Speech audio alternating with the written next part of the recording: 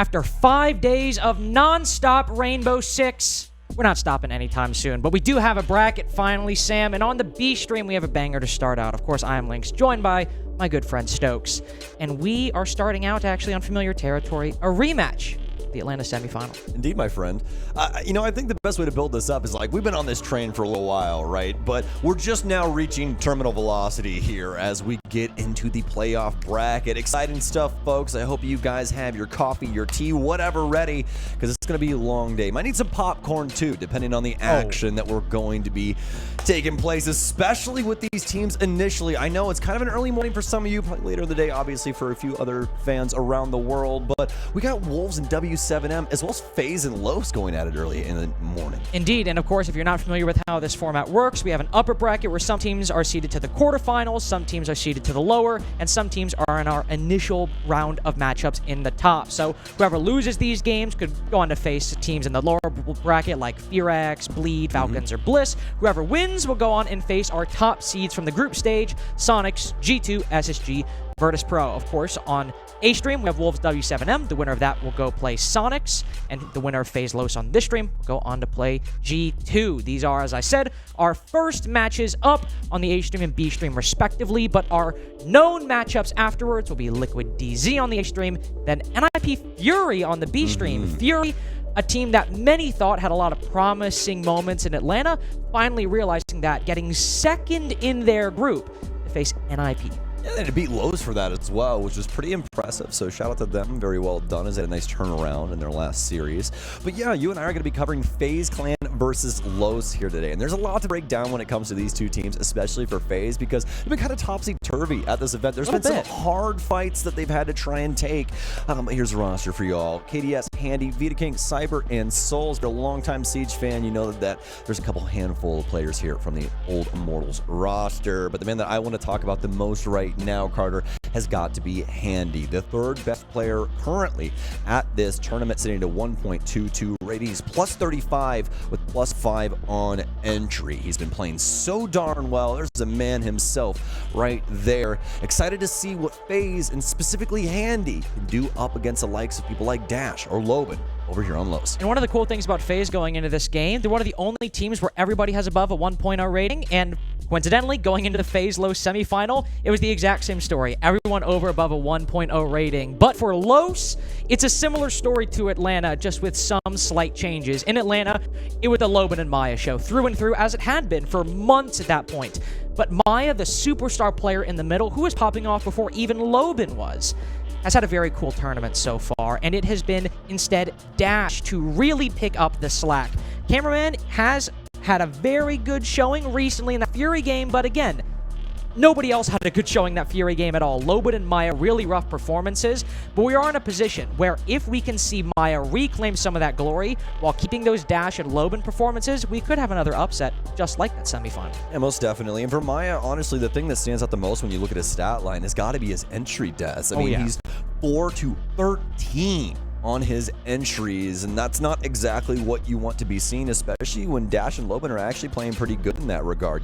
15 and 10 for Dash, as well as 12 and 8 for Loban. So hopefully Maya can kind of cool things down here today and try and assist with some more of those entry frags. We've got the map ban ready for you guys, as we're going to be headed to Bank first, Oregon next, and then if we do need it, we headed down to Skyscraper. Yeah, and for I think Los having Labs and Clubhouse out of the pool, it's a permaban. You also have Labs, which is a map that FaZe looked very good on, even with the ban phase right there. Los have just looked very bad on that map. I think that map just not even being a factor is great for them. But then we have Bank and Oregon. FaZe are 1-1 on Bank so far, but both being extremely close games, with a 7-8 loss to Bliss, but a 7-5 victory over Wolves just a couple days ago. And then I think the Oregon pick later on in the pool, I think this will be a good time for Los to sort of rest on their fundamentals a little bit. It's a very structured map, but at the same time, one of FaZe's biggest strengths is not only control over the map, but control over the pace of the game. And on a map that intrinsically runs a little slow,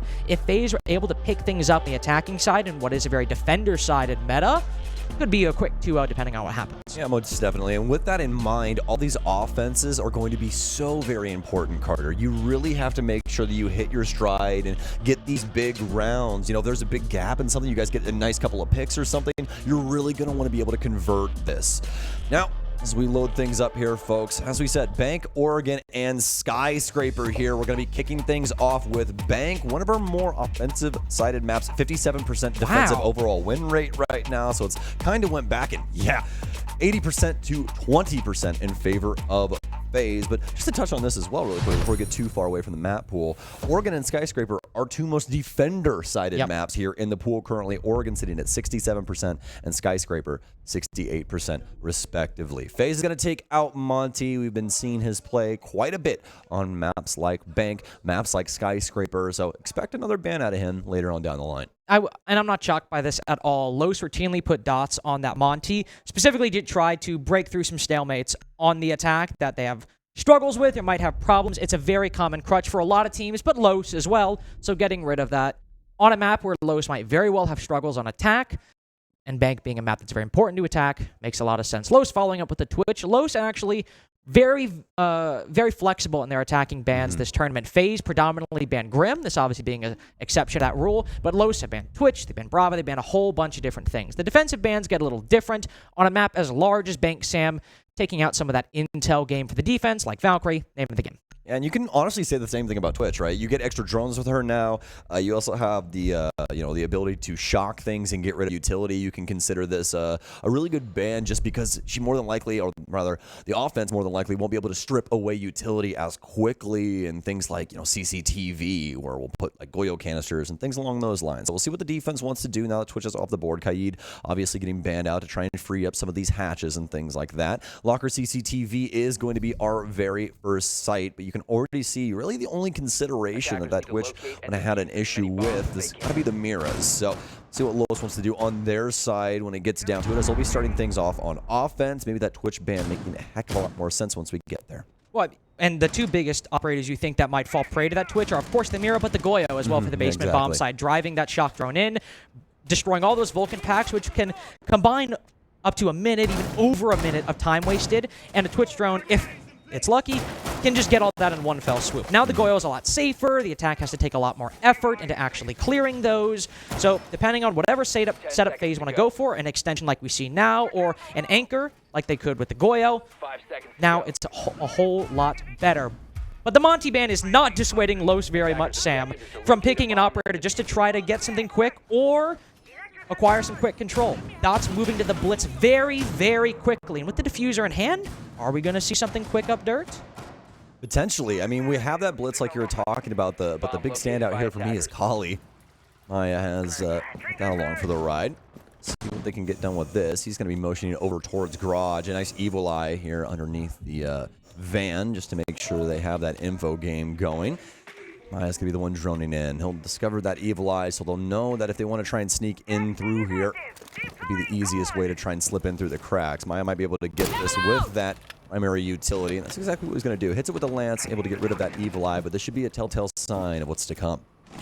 And I love this from Los, because the setup right now, you can see most are on the top floor. There's only the Maestro down below, but it's been a very slow acquiring of control down below. No rush, nothing to really indicate that they're getting this bomb down. So FaZe have not started rotating back. Now maybe we'll see somebody, because Dots has just run on in and got the bomb down without any control. They immediately acquired Server Stairs, slowly crept into Garage and Server, and now with the diffuser down, can completely cut off FaZe as they're forced to rotate back to the site. An incredible read by Los to start out round one of this series, and already without dropping a single body and a flawless execution of that rush, I think they've come to play just like Atlanta. That was a very nice round from Los. They only took what was necessary. You get the garage control there for Maya, allow him to play the crosses. I'm kind of surprised that FaZe wasn't, gung-ho about retaking that, especially after the Evil Eye went down. I expected them to Try and swing in through there, but it's really just Los being able to find that gap over on the CCTV side. They got Blitz in, able to clear out Blue, secured things over on the square side, and made it to where they didn't really have to worry too much about the hatch play, especially with the plant spot that they ended up choosing. Made it super easy for the Blitz. All you had to really consider was what's going to go on inside a Red Hall, and as we noticed, not a single FaZe member ready to try and shut him down in that regard. So now Los with a very quick, flawless round to start us off on Bank. It's something Los are very strong at. In the group stage and in Atlanta, when they played against FaZe, they played confidently, they made very quick decisions, and could always, whether by skill or divine providence at times, find the exact gap in FaZe's defense or their attacks for that matter, and then exploit them perfectly. Sometimes just by winning gunfights they had no right to win.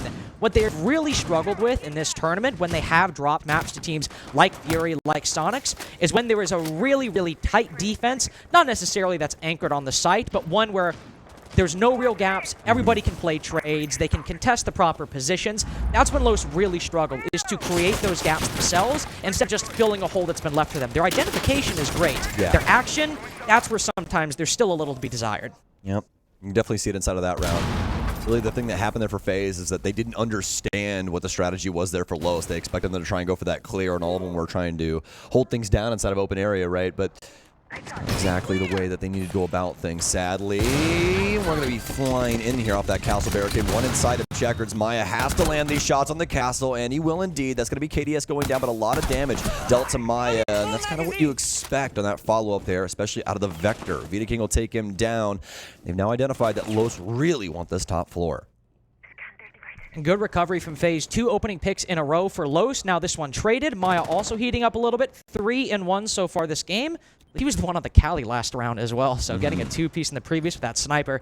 Very, very impressive stuff. But this is what we're talking about. If you don't have that huge Maya overperform, he gets that first kill just with the Ying and face checking onto the castle, but then that second one, once he's traded, now Los are starting to stall. Now they're struggling to land this pinch. They're trying to get another contingency. Lobin, Dots now trying to pressure this Marble Stairs player, but Handy's already retreated, and Cyber's down below as well. FaZe have realized half the round is gone. Los aren't making progress. Let's not give them any more fights. Stick to the 4v4. Very well done. That dash in up top. We'll be boogieing down here pretty soon. As you can see, one's already been sent out. This flooring. Try and make sure that they have the control over these stairwells as well. That's going to be the one to have the options here to try and open up anything further. Just to have 2 Selmas. And obviously, that's what is going to be required to try and open up these hatches. And that's exactly what he's going to go for. Trying to open stock. And he did use that previous one over there on the E3 wall just to open up things for that long line of sight. But don't exactly need that anymore as they have garnered control. 35 seconds remaining. They're going to push dash in through Tellers. Just trying to get one of a horizontal player here and apply pressure. So they do have that verticality in their hands. It should assist with this. And they have this long angle inside of the site, but again, Los are just trying to identify gaps in FaZe's setup and try to win the round off of that. With FaZe all playing there, if they're aware of small office, do they know Dash is vaulted in here? They have players playing very safe positions. Soul's able to win the fight, and Vita King is watching. Dots does get a nice kill moving on in. The setup from FaZe is too tight. Not only are they covering most of the angles, they are making sure they are not exposing themselves to any angles they're not covering. Great recovery from FaZe in that mid-round, not only to get the 4v4, but then to close it out on the site. And did a really good job of peeling back and playing things on time as well. Los not really having anything to do with the site, especially when it came to the info game. Just not really understanding where these FaZe members were. Had to try and walk in and take these gunfights. But again, just really not going their way, especially this moment right here. Dash has no idea that this man's sitting in behind the cubicle, and FaZe make the most out of the situation. And if you haven't watched the other previous bank games from FaZe, they were able to get themselves a 4-2 defensive half, and in the Wolves game, they were down 1-5 going into the side swap, and then won 6 defense rounds in a row. In no small part, of course, because of rounds like that. When you're going against a player like Mowgli or Deadshot, sometimes you're going to drop the entry. That's just the way it goes. They're very talented players. Sometimes you can shut them down very easily if they're not hitting their shots, but if they're having a good day, it's really difficult to overcome. But if they're able to recover, get that trade, and then retreat back to the site. FaZe are so coordinated at slowing things down, and then once they've sort of gotten a good idea of what the attack is going for, making the right decision and stopping them from gaining any further ground. It's what makes their defenses on this map a problem for teams like Los, who aren't given that dramatic opening or are traded immediately. It is what makes a team like Los, who are having some problems doing that, so much more difficult. But Loban is just inside of Tellers and kills Cyber and sprints through the rest of the map on the first floor. Well, I bet Cyber wasn't exactly expecting that. Definitely tell from what he was going for that he was, I think, these rotations on his roam in front of Los, but shoes on the other foot in this scenario, so he'll be able to find himself a drone out here in main. But Los, they're just going to take their time with this now. That first pick going down in the first 30 seconds is, I mean, about the biggest gift you can ask for when it comes to the offensive side. I'm getting flashbacks again to that semifinal. Loban just sprinting through the map, not caring. That's his first kill of the game so far. And he might as well think that it was round one, where there was nothing for them to think about what FaZe were going to do or weren't going to do aside from in their prep. He just decides, I've got a drone in front of me and general intel about where somebody might be, I'll go and take that fight. But also, Cyber had a very poor map one there. They were constantly able to find him, shut down that individual play. In this particular case, get an uncontested 5v4. They still have to move further, though. They clearly want to try to pressure the CEO position, but instead move from main stairs. This is normally where we'd see a Monty Sam push up that spiral staircase, apply pressure to this position, but without it, these players are a lot more exposed. Yeah, you can see them understand that they're running a risk here. This cross can be detrimental, Carter.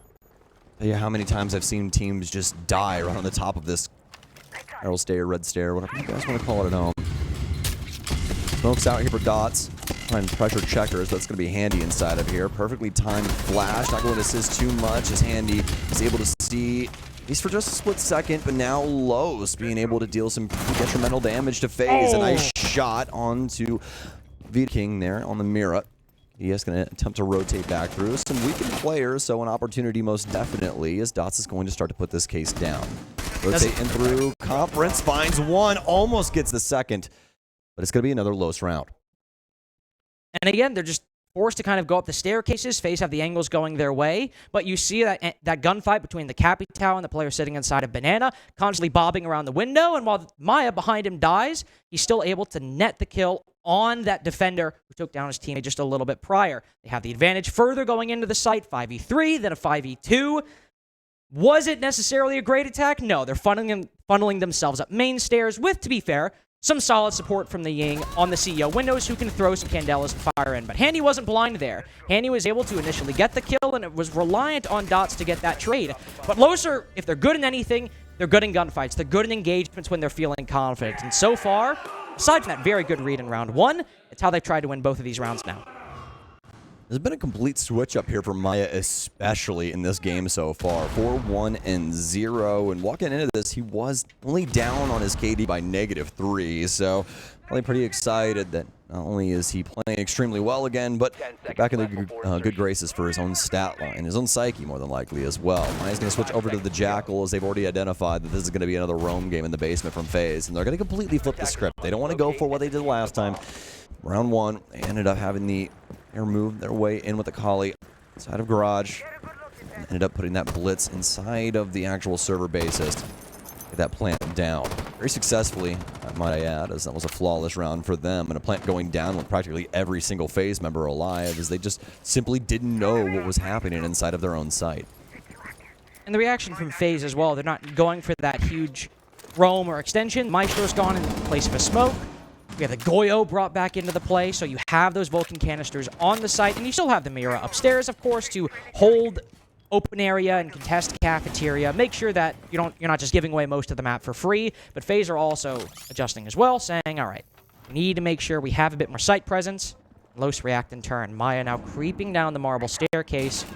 Are some players in position to deal with this? Maya and Cyber, the concussions go out, but Cyber's able to peek. They're only concerned with the elevator player, and Cyber catches them off guard inside of Tellers.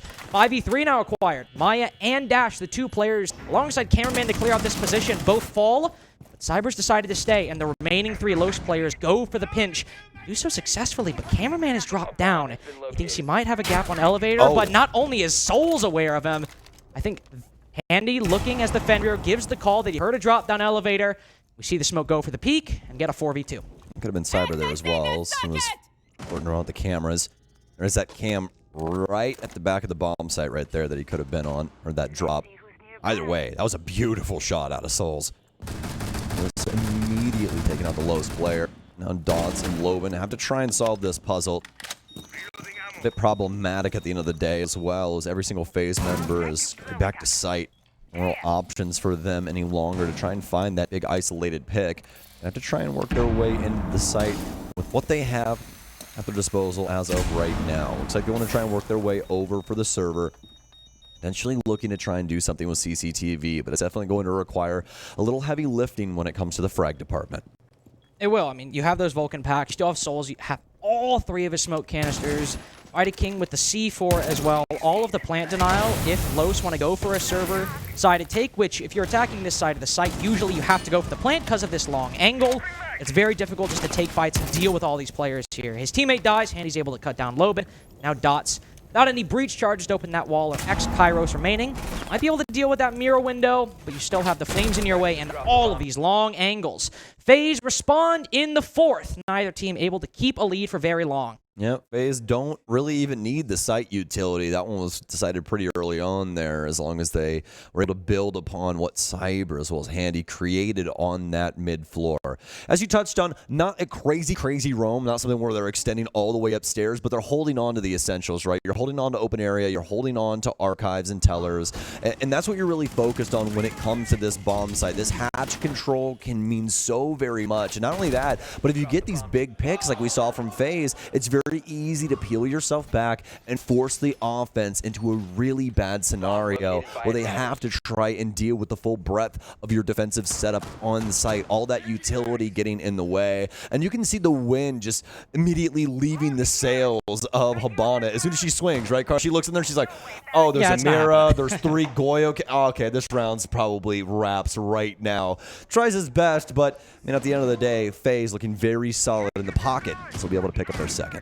With that adaptation as well on the top floor, maybe not even an adaptation, but with Los now going for the full clear, you have Cyber inside Tellers, Andy inside of Elevator, somebody else inside of open area. They have that part of the corridor locked down. And one interesting thing so far, Buck is one of the most played operators, if not the most played operator at the tournament.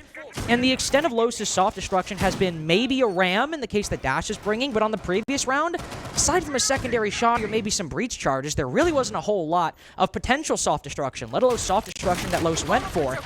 Maybe the presence of that would have made it easier to clear out the player in open area or hunt down Cyber inside of Tellers, assuming they knew about him. So I think Los are leaving some options on the table and sort of restricting themselves into just funneling down staircases and into crossfires that we know FaZe can win and win continuously.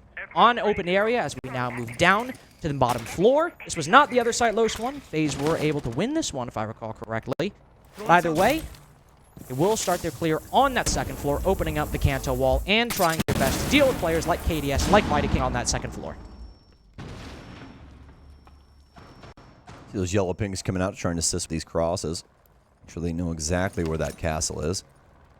KDS's entire strategy, survive. That's it. He needs to stay up here and make sure that he wastes time, gets a kill, something along those lines.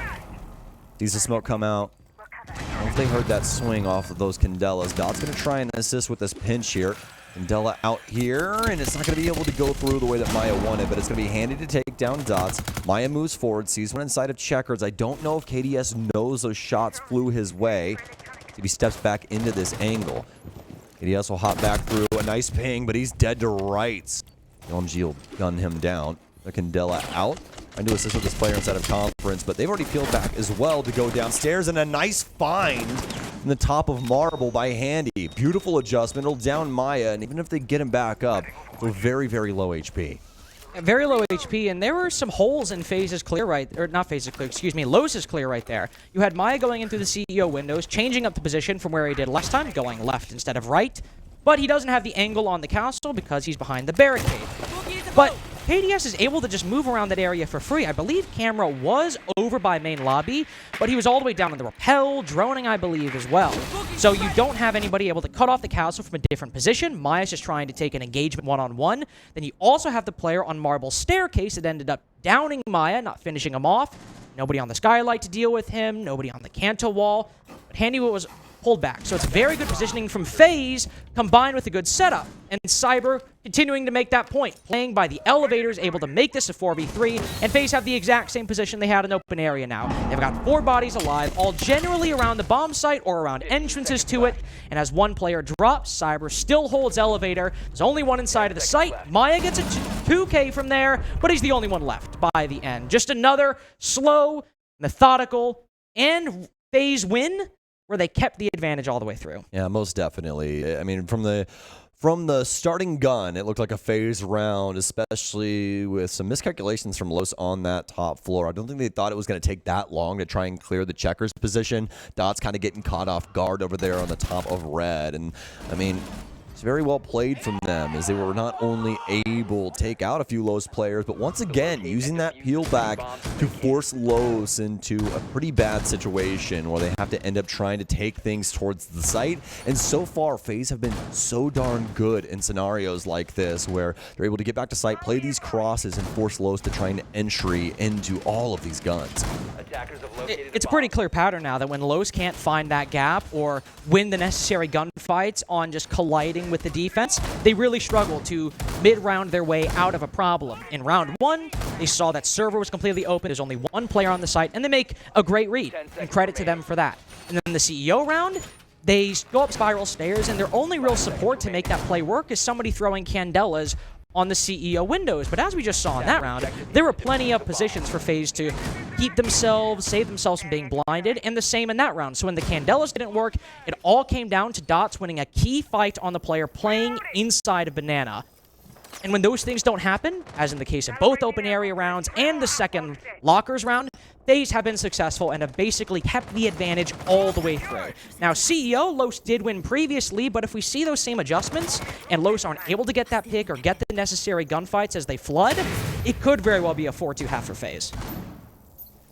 So the 3 main bomb sites, this just so happens to be the worst one out of all of them. A 43% win rate right now, 28 plays, which matches the exact amount of plays of open area kitchen, but that one has a 57% defensive win rate. So we'll see if they can try and change up their fate, as obviously the offense is a little favored in this situation. And if Los does get that, honestly, all things considered, that's a pretty great offensive half. 3-3 here on Bank is exactly what you're looking for, especially given the circumstances of its defensive overall win rate, sitting at 57. So also take what they can get, and hopefully what they can get is round 6 for their own regard. Minute and 50 seconds remain here as Los will be playing things out on the windows. More than likely have Dots in tow here, I would assume, but you can also try and throw him in some other situations to try and set up some crosses with those shields. Maya's going to be here to try and assist Dash as they play things out on the north windows. Let's have those impacts here out of the lifeline. Be able to try and get rid of some of Soul's barricades, I'm assuming. Just check things out with those concussions. Hammerman's going to be the one to go down, actually, as Souls will find him. That's going to be all the way over inside of the elevator. Yeah, Souls holding the spiral position, and unfortunately for Los, it's been a very boring game so far, and the downside is FaZe love a boring game. They love a game where they can just send Cyber to do his own thing, play the Solus, and the other 4 hold crossfires and play angles on the top floor. That's what got them this opening pick, and what is stopping Los from making progress in this round. Loban has been sitting square for the past 45 seconds, just trying to find a kill from that long angle, and hope FaZe take a gunfight that, to give credit to them, they're not taking. They're not giving away advantages. They're not giving away picks. They have been so disciplined throughout this entire half to not give Los any unearned openings or unforced errors to exploit. We had that in round 1, and I guess we have it right here. Maya's able to repel up and cut down Handy, but there's Souls again by the elevator position. This time rotating to Banana, who makes it a 4v3. So what are Los to do? We've only got 30 seconds left. Bet it on the gunfights. Souls is the only one, surprisingly, keeping FaZe in contention for the 4-2 half. He's got every kill so far, but Los have constantly kept the man count close. Loban has intel on one remaining player and is able to find him, and yet despite FaZe's great efforts and great strategy, Cyber has to stop this plant from below. Los have read it. They know that they need a plant on this reinforced surface. He can't find the angle, but he does cut down the gridlock. and he sees Loban as well. Good recovery from Cyber around FaZe. Absolutely should have won, yet still had to pull from the jaws of defeat. Poor Los, doing everything they could to try and get that case down as well, adjusting themselves over to the solid surface in between checkers as well as the main room up there, and still not able to find a safe enough gap to be able to put that down. As not only did that first fight go the way of Cyber, very well done up against the gridlock, but still able to find the angle and the contention back end there and take out that planter. It was really all up to our Castle of Souls to try and shut things down up until Cyber stepped up and was able to find those last remaining two. But, I mean, it was really Souls that, once again, granted them that opportunity. So very well done from him, especially over on the elevator side, trying to hold things down on that main stairs. I believe he caught Cameraman as soon as he walked out of ATM, and that's always a really difficult shot from up here. You're more than likely trying to pass a few bullets through those gold bars on the stairwell, and it's just always something that's going to be kind of a 50-50. You're going to really have to work with that reaction time, but obviously our man Souls is good for it. It's why I imagine FaZe is such a frustrating team to play against, because it's a bunch of people who will not peek you unless they need to, and when they do, they're such good gunners they can very easily win the gunfight. It is 5 extremely talented players, 1 decently aggressive in the case of Cyber, and 4 who will say, we are more than happy to sit here for the entire round and wait for you to peek us. If need be, we can get aggressive too, but right now, no. We're going to hold elevator, we're going to hold CEO, and if you peek us, well, we'll probably win the fight. Los have moved to the defense now, though, as FaZe got the 4-2 half that they got, just as in the Bliss game. Not bad whatsoever. This is where we need to see if Los's win conditions can pop off. We always see Loban, just like Cyber, on the Solus, going for these roams, but Loban is typically far more aggressive and also far more isolated, whereas Cyber is by himself but still holding positions for the site. Loban's going to run around. He wants to peek. He wants to get aggressive. I want to see how FaZe can deal with him. Most definitely. Sad for Maya so far inside of this game as well, although obviously they're down by 2 rounds. He's playing pretty damn well. 7-4 right now, and he'll be occupying the Warden, at least for round 7. Soul's working his way in, and already meets Cameraman, and this is going to be a risky play here. Cameraman's immediately going to hightail it out of there, as it ended up taking that challenge again, more than likely dead to Soul's EBR. It hits so unbelievably hard. Cyber's worked his way up. Popped a hole here on the side of the triple wall at the bottom of the square. Let's have some nice crosses and finds Cameraman. What an adjustment out of Cyber, but been watching Siege for a while. That's exactly what you would expect out of him. Pops yet another. They have to know what's going on now, and you can see them start to peel back to the site. They know that Cyber and the rest of FaZe want to try and take it to him here in the open area. A triple kill from Cyber, and Dash is done too. Just like Los in their first round on offense, it's a flawless for FaZe. It's a flawless for FaZe, but Sam, don't you feel just how quiet this game has been? I don't mean quiet in terms of like, oh, nobody's popping off, it's scrappy. It's just on defense and attack, FaZe are slowly feeling out their opponents. You see Cyber right there, definitely the most aggressively inclined, and he's playing on the wall. He hears a gap on the opposite side, or senses a gap if he gets that kill on the Cameraman, kills him, and then is like, all right, I'm going to push this a little further. I'm going to open up the wall and again test the waters, because I have control of the bomb site, but I also have a path to retreat right behind me. Low starts rotating. He commits to it and is able to win the fights. Now, of course, there is that level of risk there. He might not win the fight. FaZe have to push back. But in this case, he's good for it, and it makes a very smart, educated gamble from FaZe, end up going from a 70-30 or an 80-20 into a 100-0 and able to win their first attack. Well, my friend, we're on Teller's Archives. We are. How many times? This site has probably been played like 0 times. Probably like 3. Wait, don't cheat. I didn't look. He was looking at my iPad. He cheated. I didn't look. That's not true. Slander, lies, fiction. I have eyes. And I was looking right at you. How many is it? Tell him. 3. Yeah, that's right. You tried to gaslight me on broadcast?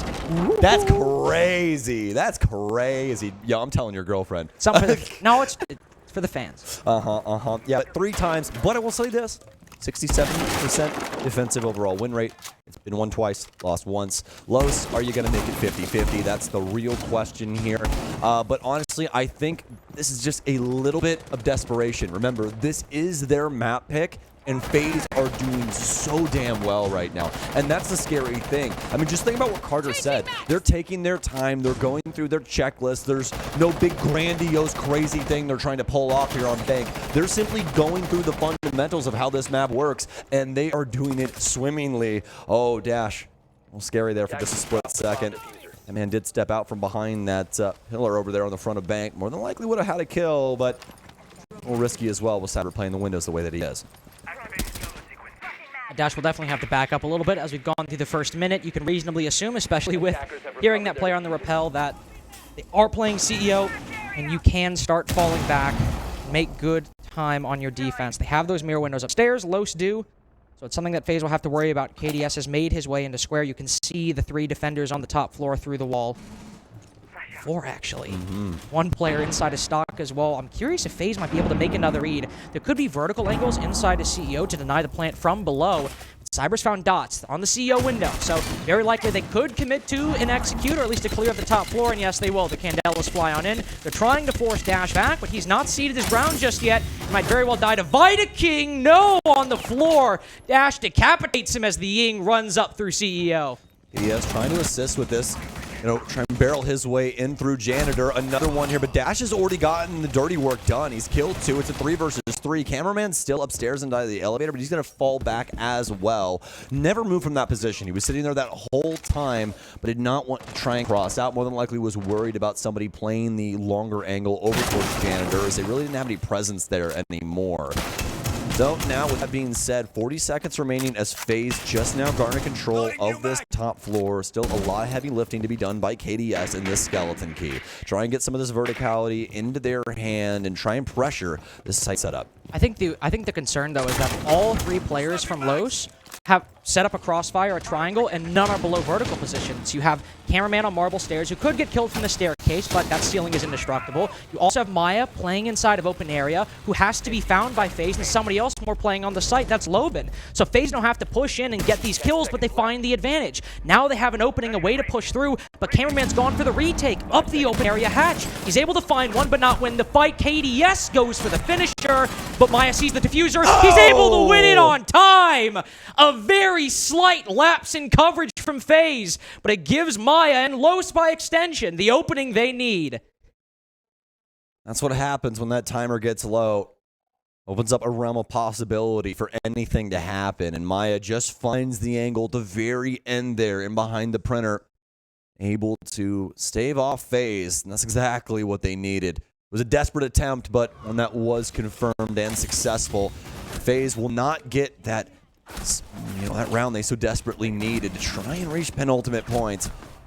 Now with that, FaZe more than likely going to be trying to reconsider things on this clearance. Los, I think, with a great idea of how to try and hold things down, especially peeling things back. Once again, you're going to continue to see that, continue to hear us talk about it, especially when it comes to Bank, because that is one of the main overall strategies. You want to set things up to try and get in the face of the offense, slow them down, and then try and maintain your bodies, maintain that advantage, pulling them back to site, try and using that gunpowder as well as utility to its maximum potential.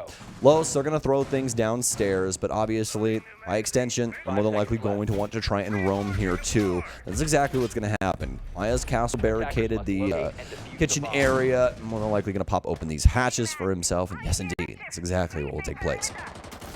And it's setups like this where Los seem to have their most success. It's not from loose Loban roams, or at least it wasn't in a previous matchup against FaZe. It was having setups like this, whether you had Dash anchoring the scythe, or Maya holding on a roam, or in the last round, Dash holding on a roam.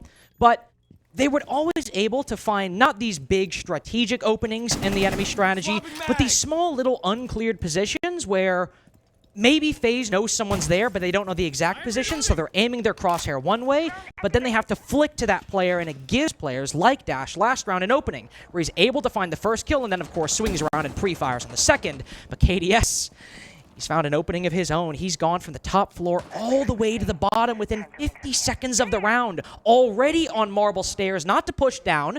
It's far too early, but Cyber's got a drone on bottom. And look, he's relaying intel to KDS. He's crouch walked his way down. Nobody watching the marble stairs. KDS has vaulted into the site. This is not an execute. This is just a gap found by FaZe Clan. Man. But are they reacting? He turns his back. No. He fires the shots, but there's angles watching him.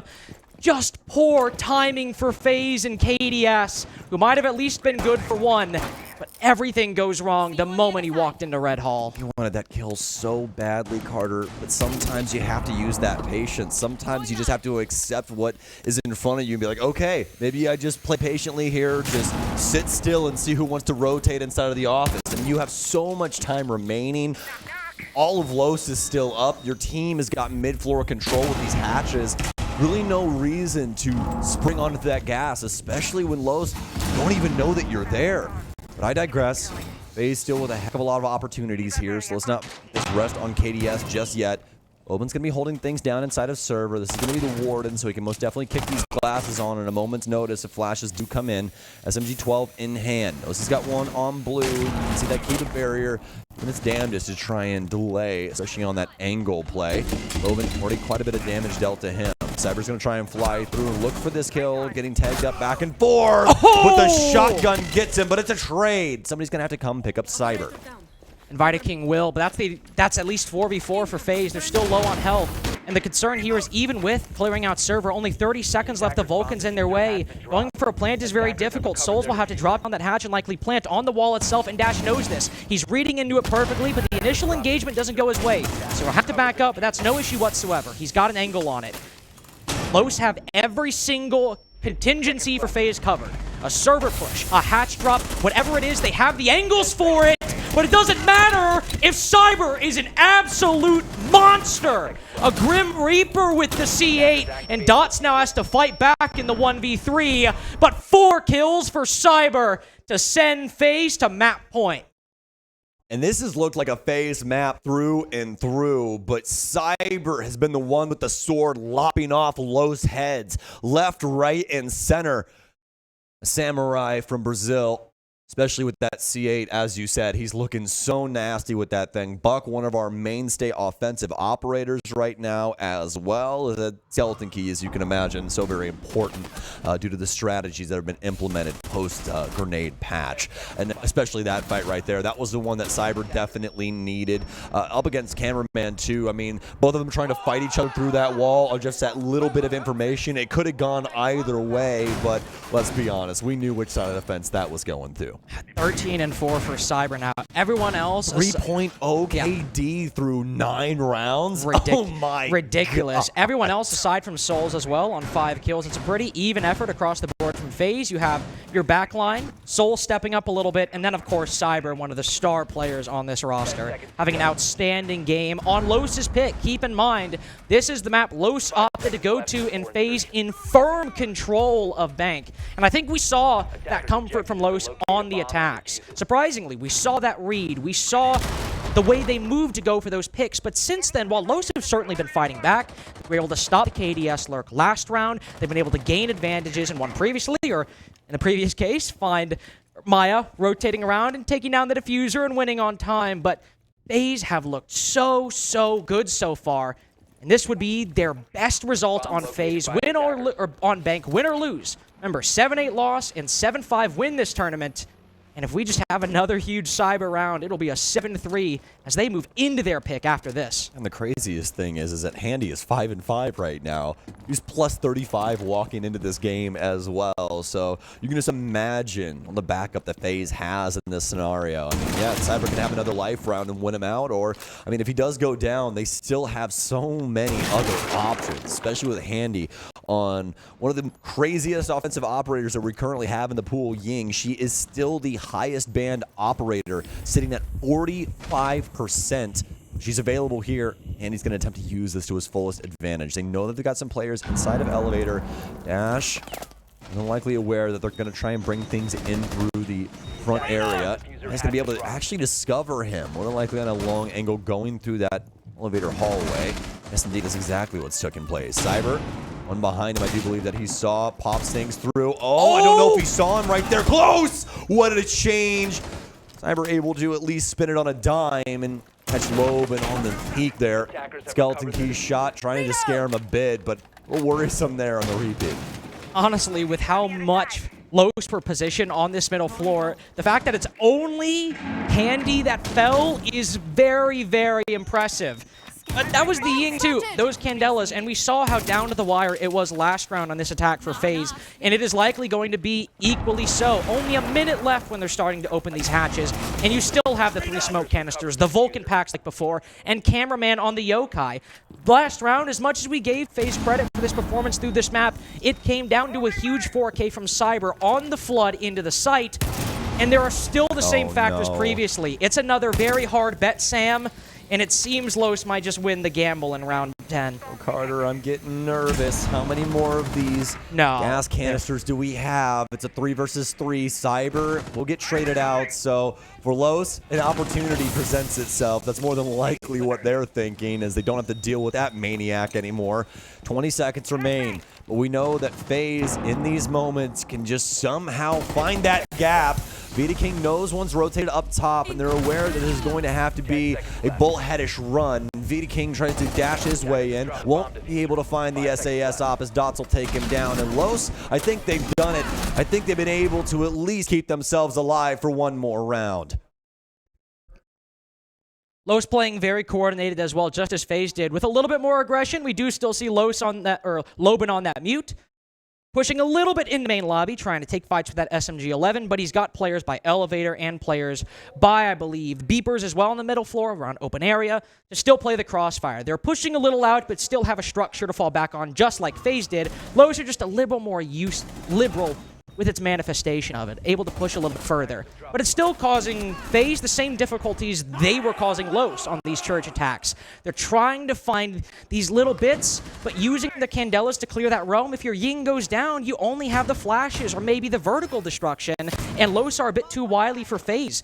Maybe if they have Handy in play, he doesn't go down first, maybe they're able to clear that roam a lot quicker and have enough time to actually burn those smoke canisters, destroy those Vulcan packs, and mount a more convincing execute. But without that, and forced to just hate fights in that middle floor, they get a 4v4. It could have gone a lot worse, but in terms of time, still more than enough for Los to burn. Most definitely.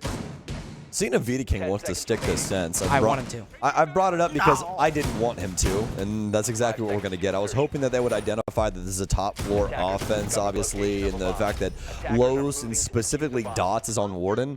That would have been the biggest thing to happen inside of that round. You throw those light screens down, and then Dots has full advantage. Nobody else can see through them. It's not like you have a glass or something on the offense. You see, when I see a sense pick, I treat it like junk food. Especially if a Warden's on the board, I'm like, I don't care if it's bad for me. I want it.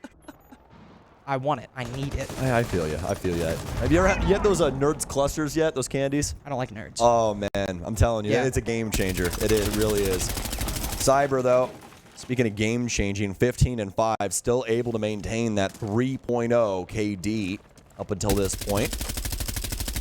Open some things up for him as he'll be rocking the G36C here. Does have one target to worry about inside of stock. Dash will do his best to try and get in behind FaZe if they do want to try and work their way in towards square. But as of right now for FaZe, it's the drone game. But what else would you expect in the early round? Just trying to identify how Los wants to try and hold down some of these key areas. I will say the big difference for Los in this defense compared to FaZe, it's the same 4-1 setup, 4 up top, 1 player on the roam, but instead they have Dash on the Fenrir, whereas Cyber is on the Solus. So not only do you have that player on FaZe who could do damage to the drones and... That was silly, goofy goober right there.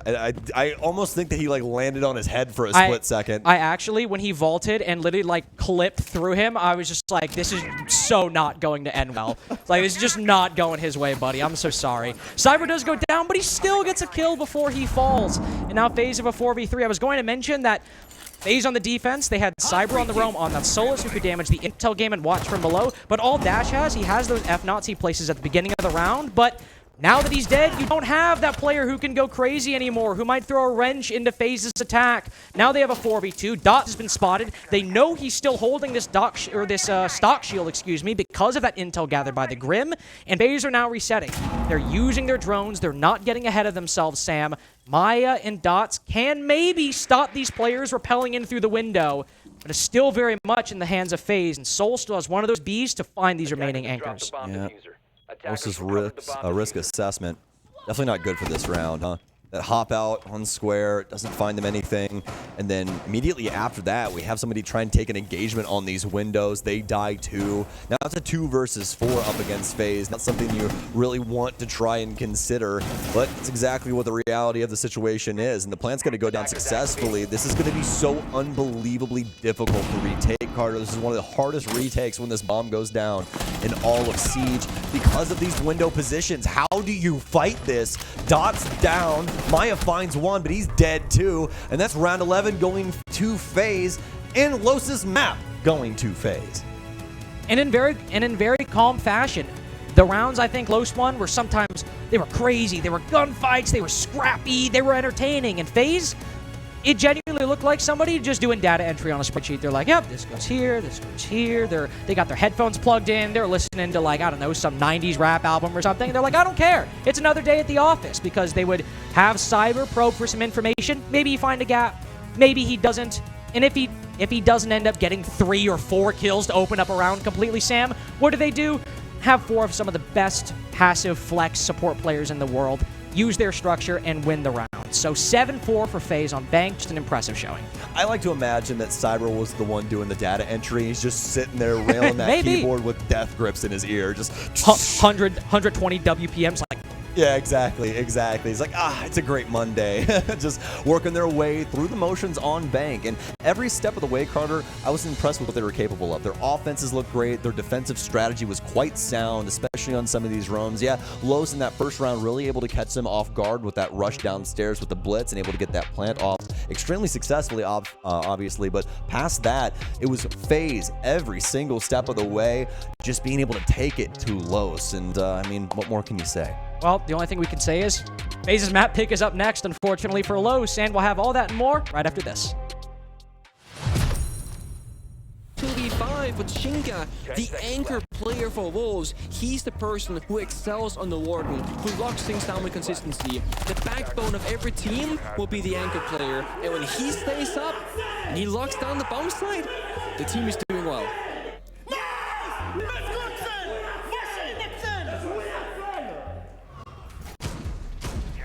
Attackers are moving to defuse the bomb.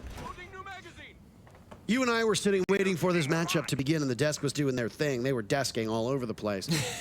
And we heard the W7M chant, and it was deafening. And that's just it being picked up by what I imagine were the ambient mics in the room. I don't even know if they were on yet. Maybe it was getting picked up from the desk headsets. But either way, both of these teams are capable of being exceptionally loud. You heard it there. Wolves have good reason to celebrate. I mean, these are the defending major champions. They made it to the SI Finals in Montreal last year. Position secured. Now, they have an opportunity to do the same thing, but on home soil. And I can only imagine how loud that crowd would be with a Brazilian team playing in the finals. I mean, both of the events that have gone to Brazil so far have had a Brazilian team in the finals and beat Black Dragons all the way back in Sao Paulo. You beat FaZe Clan back in 2019, so I guess their Kryptonite is just playing an EU team. And now, it's a Brazilian team playing against a European squad. A very abnormal first half of this map with very quick action from both teams, but it slowed down an awful lot. And W7M controlling the pace through the second half. They find themselves on the wrong side of a 6-5 at the moment.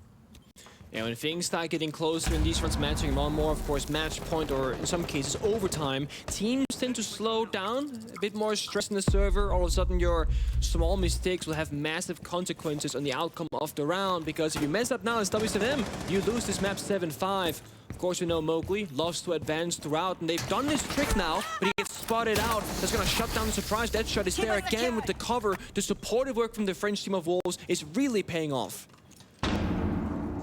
See what they can do now. Might just go for a drop. They got the flashbangs, and Nate, yeah, he's gonna send it. Wolves are ready for it. Almost another from Shinka in this spot, playing Ella. Deadshot on the board as well. W7M left to just herds and Felipox as KZ. It will not be a factor. He's been the raid boss for this W7M team, but again, this bag of tricks. They've got a lot of tools at their disposal. Rotate out of Attic, and now, maybe pressure from the other side of the map. As Felipox is in, he'll soften up P4. Fast approaching Shinka, but you know how that Scorpion is at close range. It's all on the shoulders of Herds, who knows where they are, and the 3 remaining players from Wolves will coalesce around the front door. Around split, some might call it flag. As for Herds, he's in a tough spot at the moment. A single bullet will be his undoing. Now, Deadshot and P4 are low HP too, but a Herculean task could separate W7M from going down 0-1. As now Herds on the wrong side of the clock, and P4 makes it official. Yeah. Wolves, 7-5 on their own map, and frustration on the face of Herds, I think for good reason. A really, really raucous start to this map, but it's Wolves who persevere, and in impressive fashion, they will go to W7M's map pick of Chalet, up 1-0. Yeah, I think this was definitely necessary for Wolves. If you want to win this series and have a chance for this, you gotta win out on Oregon, because it's not going to get any easier in Chalet or Clubhouse if we need to go there, but it's still yet an impressive showcase. Either way, both teams looked mighty good despite the scoreline. W7M have work to do on their own map. They'll go to a break, and so will we. We'll be right back.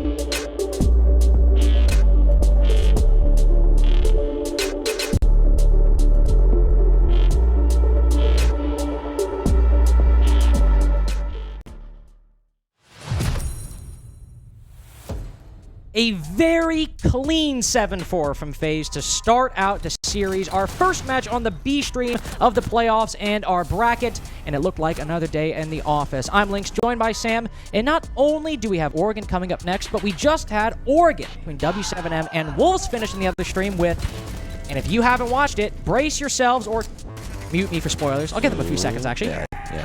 How's your day going? Wolves won 7-5 on Oregon the first map, and now we have it coming up next against FaZe and Los. Pretty impressive stuff. Pretty impressive stuff. I won't touch on it too much because I don't want somebody to unmute and be like, "Ah, Stokes, why were you talking about the other game?" So we'll talk about what we saw here and the fact that FaZe, as you said, another day in the office, easy, breezy, beautiful.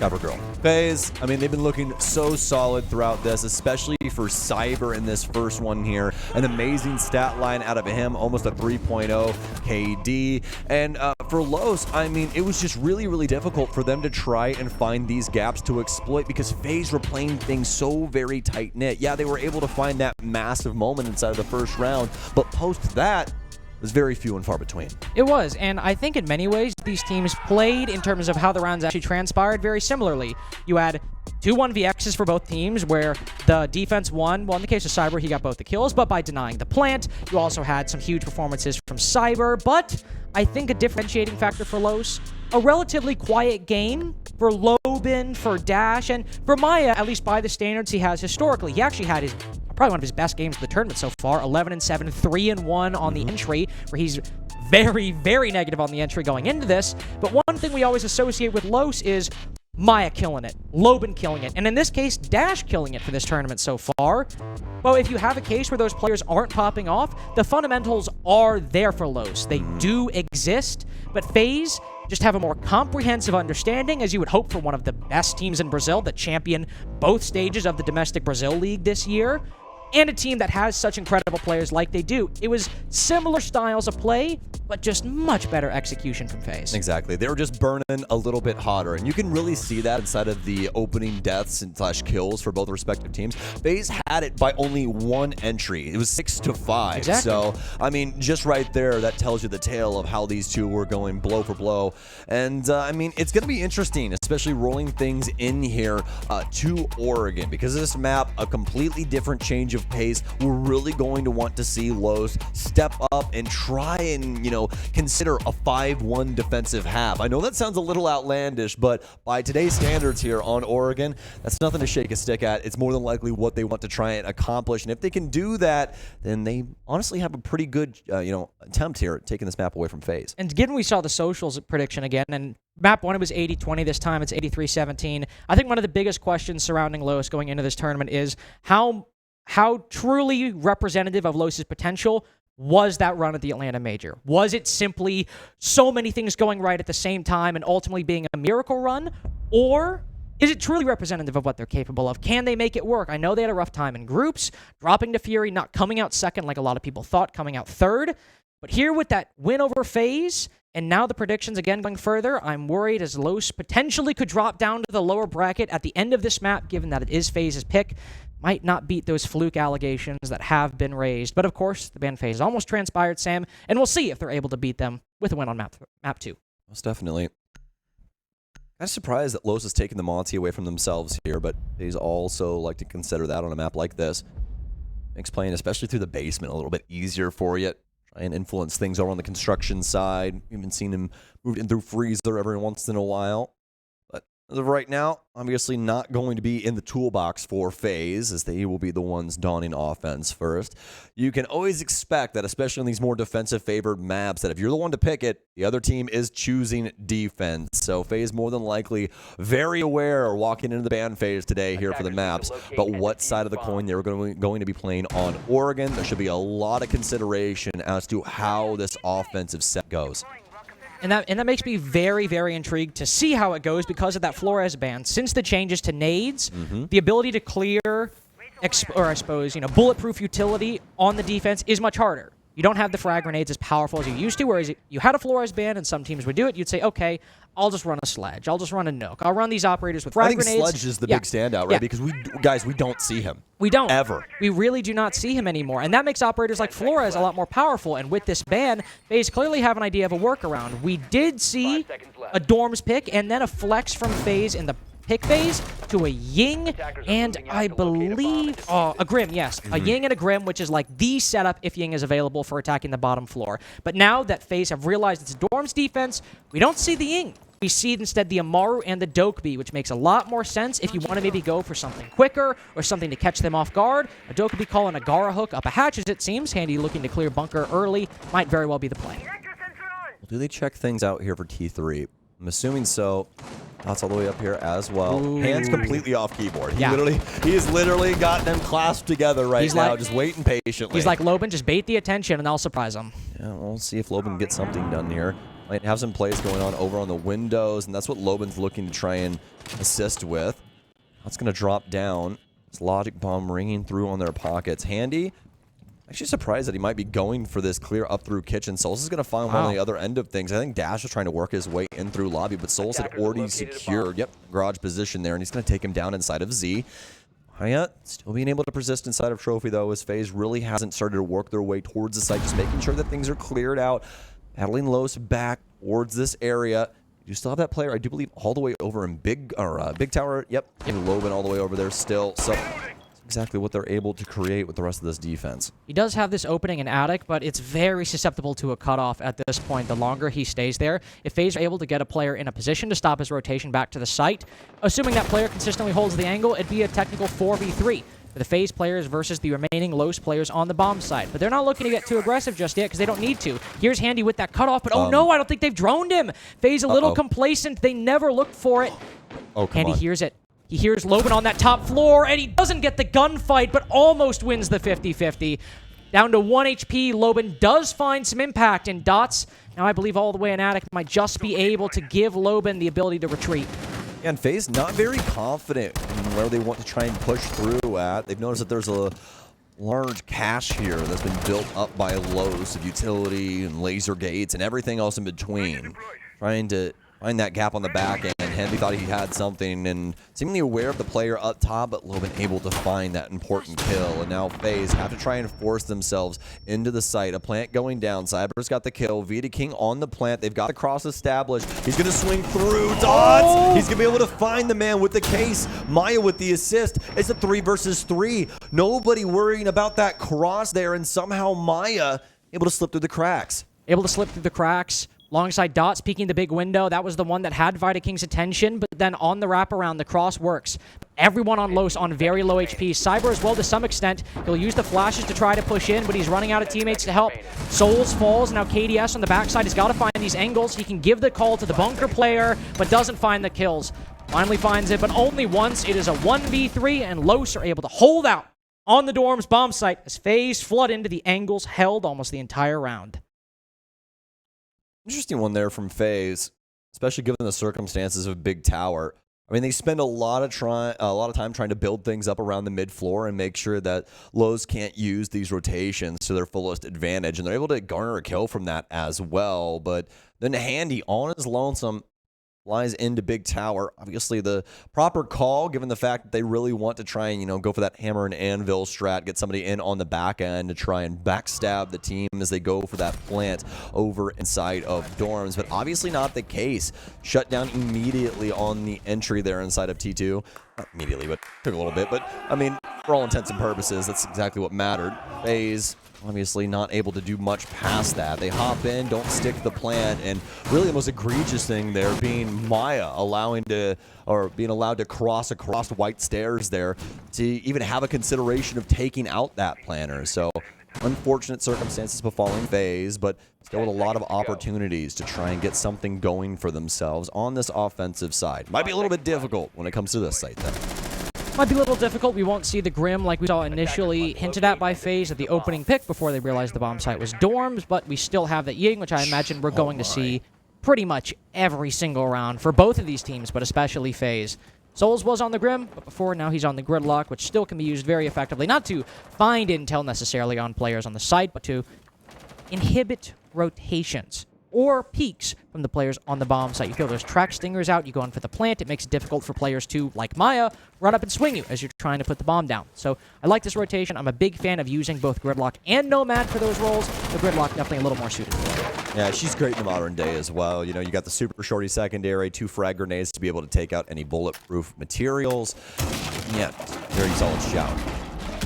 And you probably heard my reaction earlier. I was looking at some stats.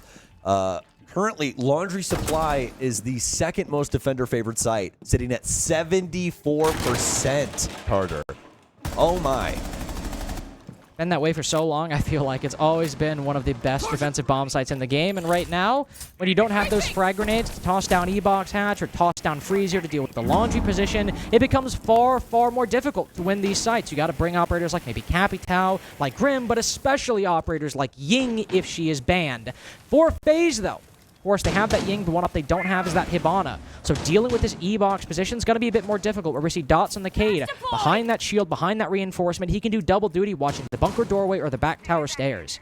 Well, going to be a minute here from FaZe because Cyber has to do double duty. This hatch is electrified as well, so it's going to require some perfect torching from him. You can get 2 hatches if you are just down. Barely. Yeah, exactly, just barely. So if Cyber messes up, that other hatch is not getting open. That's what we have to consider here. But professional player, folks, he should be able to get this done. He's a little worried about it. Oh, it's done through, and it won't fall through. He only cut it halfway open. The other half is still reinforced. He does still have some torch fuel as well. I don't know if he wants to try and go for that, but it's a little scary to try and work that out, especially given the circumstances of Loban being right next to him. So they're more than likely going to want to get some presence down inside of Freezer before this gets open. He should have it. Oh, literally the last bit of fuel in that torch pops the hatch. Candela's out, and here we go. I was about to say, now that that hatch is open, we see Vidaking tossing all of his Candelas down. Is there any follow-up? Not from Vidaking, but instead it's a push from the front side. They try to bait the attention from Los towards the back, and then FaZe strike on the front, but Loban with 2 huge kills, holding that long hallway, has found 2 for his team. FaZe able to fight back, 2v2, but the 1v2 inevitable as Souls walks into the fire. Vidaking with the backstab, cameraman just around the corner. 2 rounds in a row from Los, but Loban popping off to stop a very good misdirection by FaZe. Fairly solid shout. I mean, I do not hate that strategy in the slightest. Throwing those Candelas down low, everyone's thinking that that play is going to be coming in from things like Freezer, things like Pillar, things like Construction, but obviously not the case. Gridlock of all people, able to walk all the way up to the laundry rotation, kill the closet player, and open up the gates for FaZe. It was just so, happened that Los was able to take their turn, get some really, really big kills. And very unfortunate, we obviously saw Gridlock burn up inside of those flames as well, because FaZe still with a really big opportunity inside of that 2v2, but just went awry. It's a good setup from Los. You have those Vulcan canisters to stop that very thing. So even if you're late to the punch, if you're able to detonate that fire, you very well, if you're able to repel the initial gunfights, you've stopped them from falling back up laundry and potentially, even with load time, resetting to be going to a bit safer of a position. But again, with load time anyway, it was a very good execute from FaZe, but the small amount of time, if you have a player go big like Loban did, it can very well cost you the round. And with players like Loban, he can pop off at any given moment. Might have been a quiet map previously, but you can never count him out, especially when these 2 teams faced at Atlanta. To the tertiary bomb site we go. Meeting hall and kitchen will be the 3rd choice for Los, looking to achieve a flawless rotation as FaZe have had very good early rounds. Cyber entering the map very quickly on the basement bomb site in particular. This time on the Amaru, I imagine he'll be trying to beat his very own record set in round 2. Oh, nice little find here on the drone. Oh, Thorn. We'll discover that, though. Blinking off in the distance. Destroy that drone. Twitch drone, we'll at least get the shower hall camera, so don't have to worry about that bit of intel leaking in. He wants to play this actively as well. And he's more than likely going to stick around this space, looking for some more drones around as well, but not able to secure the one on white stairs. Wants to try and stick this as well. Concerned for him just a tad bit as they've already got this cutoff established, but they're actually going to fall back off of that. So he can leave the area if he wants to. They're going to be droning things out up top. You can see Cyber staring at that other camera. And oh, man. Nice little shot out, but not able to do too much damage to Dash as he was pretty well protected with that wall there, the door. So didn't have to worry about the rest of those pellets flying in on him. I gotta say, this is a combination of great intel denial from not even necessarily Loban on the Solus, but in no small part, Maya on that Thorn. Sitting in small tower, he destroyed, I think, one, maybe both Twitch drones, Cyber's drones as well, and now FaZe are down to only one going into this, and what did they buy for it? A kill onto Loban, but that still was only trading out Cyber, who flew into the generator window blind and ended up being the first pick of the round. So FaZe have really got nothing for the intel or intel gathering they've spent, and now Los are back to the advantage they acquired at the beginning of the round. One hunting for it, up Z at least for a moment, then the Dokkaebi backs up. But it's a testament to FaZe that this is still a 3v3, and Souls as well, able to shield himself down the laundry stairs. Now player extended, KDS inside of the site, tangling with Maya, who's still on 1 HP inside of Cafeteria. But it's all individual engagements from FaZe right now. Souls looking to consolidate Sam, but still 45 seconds to try and cobble together a plan. Look at these two coexisting right now. Practically on top of each other, just two separate stairwells. Shots out, knows that somebody's hunting in the area. Dots worked his way in towards Classroom, where we saw a few players earlier from FaZe. That was actually Souls that was in there, but now he's been completely collapsed upon. ADS, though, who has been inside of this kitchen for so very long, will finally be able to take out another player. It's a 2 versus 1.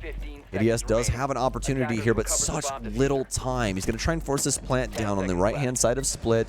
Maya and Dash, I don't think they're aware right now. And yeah, this is actually going to work out. KDS with a chance. Maya very low HP. It's really Dash that needs to consider. KDS, is he aware? Oh, tries to get the flick, but he can't. Dash, so slick on that entry through Split. Able to take him out. There's going to be 4 kills to his name through 3 rounds. Really unfortunate that on the tertiary bomb side, we see probably the... Guys, we gotta find... no way. We gotta find the diffuser, right? Okay, thank God. Position compromised. All right. They both run off the kitchen. They lose the round. I would have... I'd been like, all right, that's it for me today. I actually... Quick aside, I'll analyze that round in a second, but one of the first CS events I ever watched was a round where G2 lost the game. I think it was like 15-14. They lost it because they couldn't find the diffuser. And Astralis won 16-14. Literally one of the first CS events I ever watched. Anyway, I got a little bit of flashbacks right there and I got nervous. But you got to hand it to KDS for bringing that round as close as it did, coming down to a 2v2. Because it was probably the weakest attack from FaZe that we've seen so far. 1 drone left and nothing really accomplished on the clear. It's a combination of course, great intel denial from Los, Maya, and Loban. All they have to do is just run around, shoot drones as FaZe keep hopping them at them, and not doing anything off of them. How often did we see Maya sitting inside of Cafeteria, inside a kitchen, and nothing was really accomplished for it? I get it's by the bomb side. I get it's easier than it sounds, but still. FaZe acquired nothing for the intel they spent, only got a 4v4, and with 1 drone left, breaking apart that Los defense where almost everyone except for the Mozzie in the mid-round was on the bottom floor.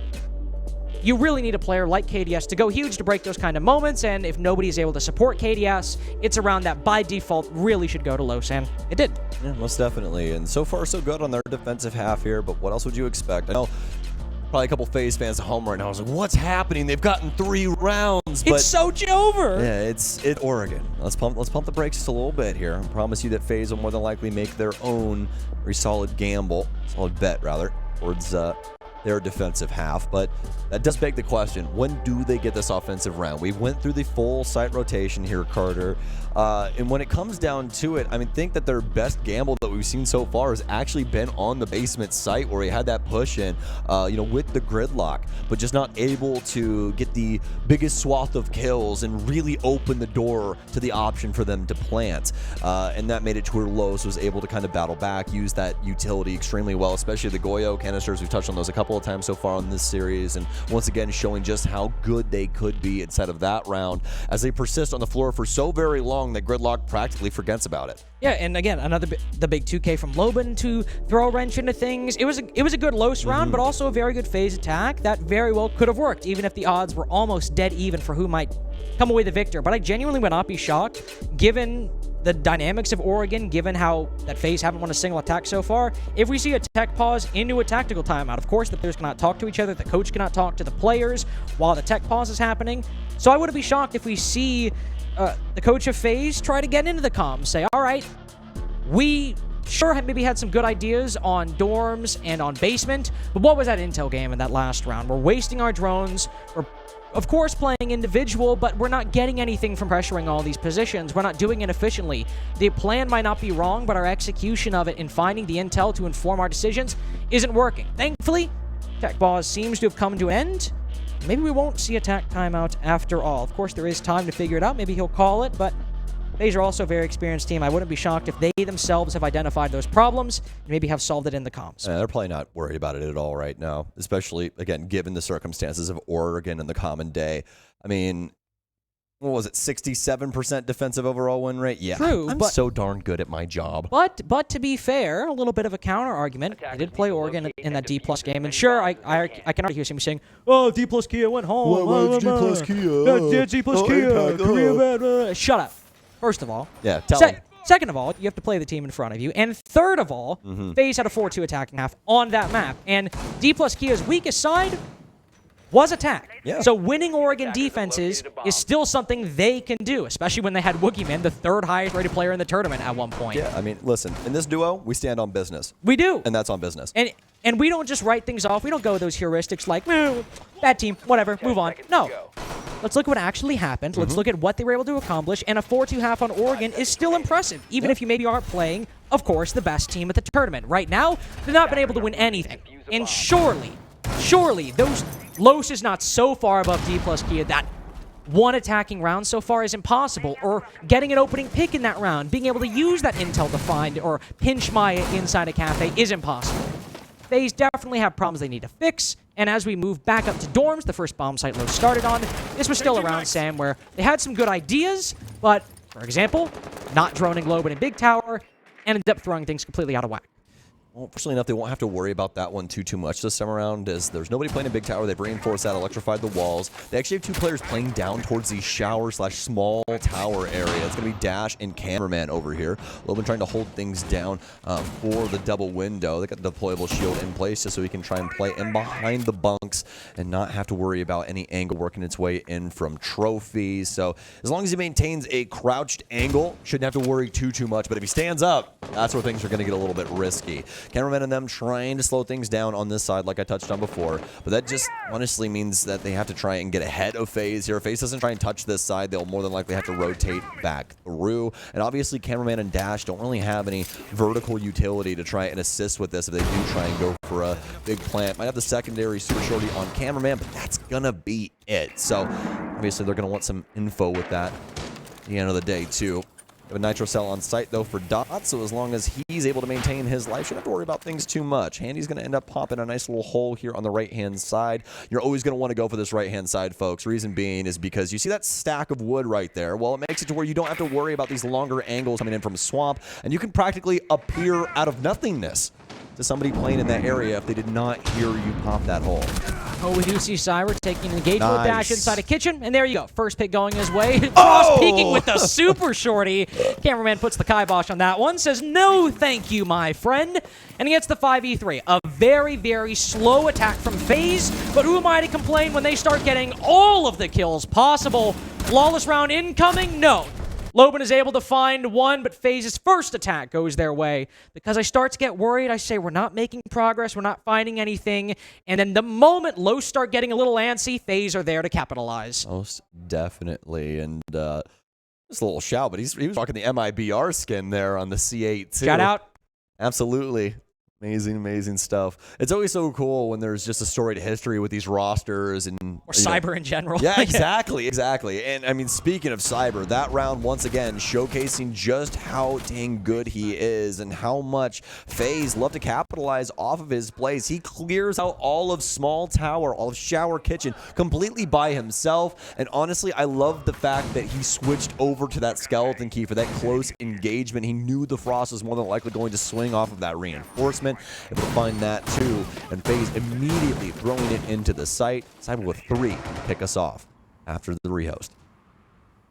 Great series from Cyber so far. If you're just tuning in, he dropped, I believe, 15 to 16 kills. 16, I believe, 16 by and the 6? end. Yes, 16 and 6 And by still the had some end. assists too, so He's, he basically was seeing at least 3 to 4 people every round and at least doing damage, if not getting kills. And let's be honest, more often than not, getting those kills. Back to basement we go for Los, where we did see another very solid FaZe attack that was undone by a nice individual performance from Loban, but still one that admittedly, while I liked the misdirection, I liked FaZe pushing the front side while most of the Ings were dedicated to the backside to draw Los's attention away.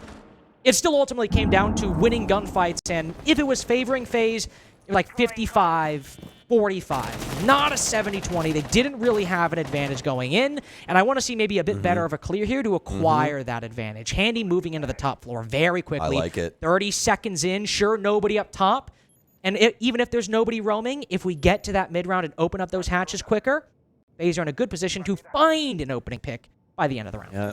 Whenever you first start paying attention to what the offense is doing, Carter, you're always looking for that cadence, right? You want to see what pace they're going with because it can dictate a couple of different things. It can dictate how their drones are working, what strategy they're going for. And this turn right here, going for that clear on the top floor, making sure that Los don't have any roamers, not overextending things. And, I mean, FaZe in such good timing that they've practically done this already at 1 minute and 10 seconds. Los already peeled everything back. They thought these mute jammers were trying to hold up FaZe for a little while longer, but obviously not the case.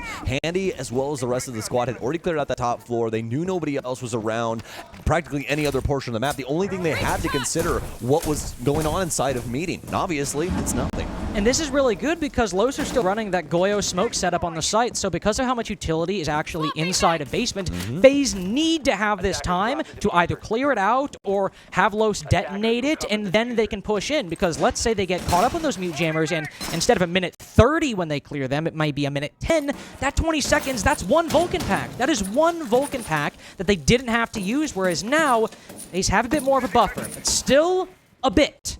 Not a great buffer because of how slow basement can be sometimes, and it is still a 5v5. FaZe need to do something to work this advantage. A 5v5 execute on this site is extremely difficult. It will likely have to come off the back of these Candelas, the flashbangs, and a Dokkaebi call. All the utilities going in. We need to see the follow-up from FaZe. Oh, another Candela out, but KDS, this is really risky, apparently, especially with that player over here inside of construction. Handy not able to take him down either. Dots will take one. Maya with another here. And FaZe, more than likely not there around, is a little bit too close to the sun, but as soon as I say that, Handy's going to get 2 big kills here from construction. Souls, see you where cameraman's in the exact same position he was the last time, and he'll get him. All of a sudden, the gates have opened. FaZe with an opportunity. Nade over, rather flash. Way too used to Yana having those things. He's going to try and swing his way around. Loban with a lot of damage, but Los are able to shut it down. What? Souls killed Loban, but right as he killed him, Loban threw an impact and it killed Souls. Yes. Like, that might have still gone Los's way, but had he not hucked that impact, it might have been a 1v1. It was still very low on time, so likely still would have gone Los's way. But that's still a testament to the remaining FaZe players for how close they were able to bring that. Souls, especially on that gridlock, able to find the kill on cameraman. But ultimately, that's the praise we can give them is Souls and Handy able to start bringing back, specifically Handy able to start bringing back that late round. And the very quick early clear from FaZe, not really falling to the mute jammers inside of meeting, making quick pace on the top floor, all great stuff.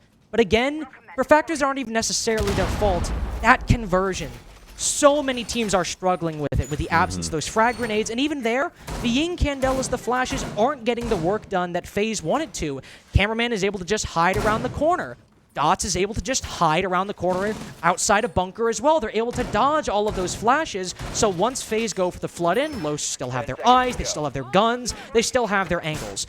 Dispelling those players, pushing them out is so much harder recently. And FaZe, sure, you could critique, really? I think these sort of attacks are just sort of indicative of the big problems every team is facing. FaZe Clan, too Los. Yeah. Yep, 100%. And I mean, even past that, let's just consider this offensive ban here by Los as well. They've made it even more difficult to try and take that basement site. Flores is the master key of that scenario. He can get rid of deployable shields. He can get rid of Goyo canisters. There's so much heavy lifting that he can do with that scenario, and they don't have access to him. You can see just how difficult that is making things. Dots back upstairs inside of this position, but he's going to get immediately found. And Loban, he's going to lock him off there for a second. Thought he was actually going to stick that reinforcement, but no, he's going to crawl back through and try and assist his friend on this top floor, I do believe. And Lobin and Dots ran this play earlier on the first Dorm's defense, I believe. Lobin trying to draw all the attention. Dots prone behind the barricade, but the drone spots him. Lobin has to undo the reinforcement to provide cover to his team, and Dots ends up falling on the cutoff from Souls all the way onto the ground through that window. Now Lobin will hit the reinforcement, but KDS has found another kill on Cameraman running around inside of Dorms. Great finds from FaZe early on. Great cutoffs, both on the roam and surprisingly inside of the bomb site itself. Still can't believe he caught Dots just levitating practically. But love that cross there from KDS. You ever see a crack in that window, Carter? You're sweating on that cross every single time. That 417 will put him down. Lobin very low HP, so more than likely won't be looking to take any really aggressive fights. See what he can do with the rest of his round. Here's Dash sprinting through meeting. Not really having the gun in hand there. Just immediately lose this to Cyber as he can hear him full sprint, full bore, full Monty across the entirety of the meeting area. Now it's down to a 5 versus 1. Is it a flawless? Maya up, down, turn around. Has the revolver out, I guess. Has the Keratos in hand. That's a gun you don't see very often, but that's the second time this tournament we've seen some kills out of it, at least between you and I. We have also the second round for FaZe in that attack, both coming on that Dorm's bomb site. The second and third attempt by Los of those bomb sites, I do believe. And FaZe get their 2-4 half. Did it look spectacular? Was that attacking half anything like the D plus Kia one?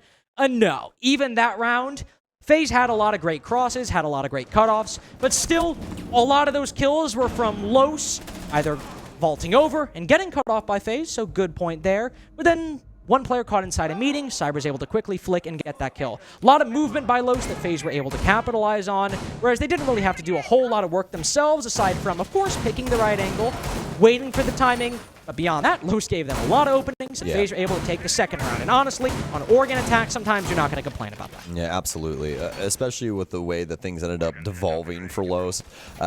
I'm honestly surprised that the call was for Valkyrie to try and go for that rotation. They already had 2 people dead. Lobin on super low HP, but I mean, if nobody's flanking, or rather nobody's watching that flank, then I mean, there could have been a big moment there for Los. So I guess you gotta stress test things sometimes. So we'll give them the benefit of the doubt there. But now they're on the offensive side of the coin. FaZe able to get 2 offensive rounds as they switch into their defensive teams. They can get going here, as it'll be their big basement defense to start us off. If you look, you see Lobin on that blitz. Sometimes this indicates an elbow push, but don't see anybody actually outside of bunker right now. So we likely won't see that, but a response. I believe we saw Handy have a mirror window in pocket, then use it.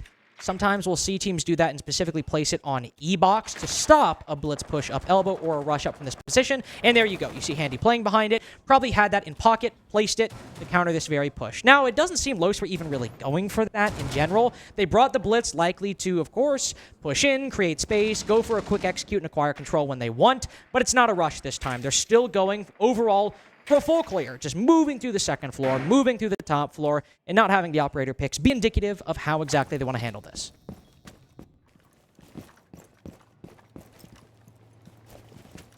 All quiet around Oregon. Reports out of the 417, though. And the EBR, actually, of KDS. So we only have one of those things on offense, and we were watching Dash there, so it had to be KDS spamming that thing downstairs. Those damn DMRs are so loud, dude. They are. You can hear those things for forever and a day away. Oh. I did not expect Lobin to run through that, so he's going to be able to at least use that smoke to clear things out. But now they're on timing right now, Carter. Don't know exactly what he wants. He saw that mirror window. He's like, We saw the barricade breaks open. They burn the Aruna gate, and there's a mirror window. And Lobin literally just like backing up. Backing up. Backing up. That's not cool of you guys. Why would you do that? Oh, no, Dash. He was so dang close. Oh, Lobin, back in the same scenario. I'm back in the pit again. He's rotated all the way over to Laundry instead. Dash is over here now too. Dash may be trying to get a lurk on this side, but Cyber's even playing aggressive. Thinks that he can catch one of these attackers off guard, but Cyber's starting to second guess himself, starting to get a little nervous. He's got the TCSC, so we can floor this guy with just a couple shots. Goes for the swing. Smoke grenade goes out from Dash, blocks off the angle, but Cyber knows he's there. He can make the call that there's only one guy over there lurking, but Dots has crept into the the site. Spots one. Vidiking not looking the right way, but the trade still goes FaZe's way. 4v2 at the moment, almost a 4v1, but Souls has to hit the reload before Dash is finished off by Handy. Cameraman locked out of the laundry position. Goyo, smokes and bullets, a trifecta flying his way. FaZe take their first defense at the side swap. Man, what do you do against these basement setups? You can just turtle, hold on to these hatches for just the tiniest bit of time. I mean, the offense still has to clear out the entirety of the map, make sure there's no roamers, no nothing.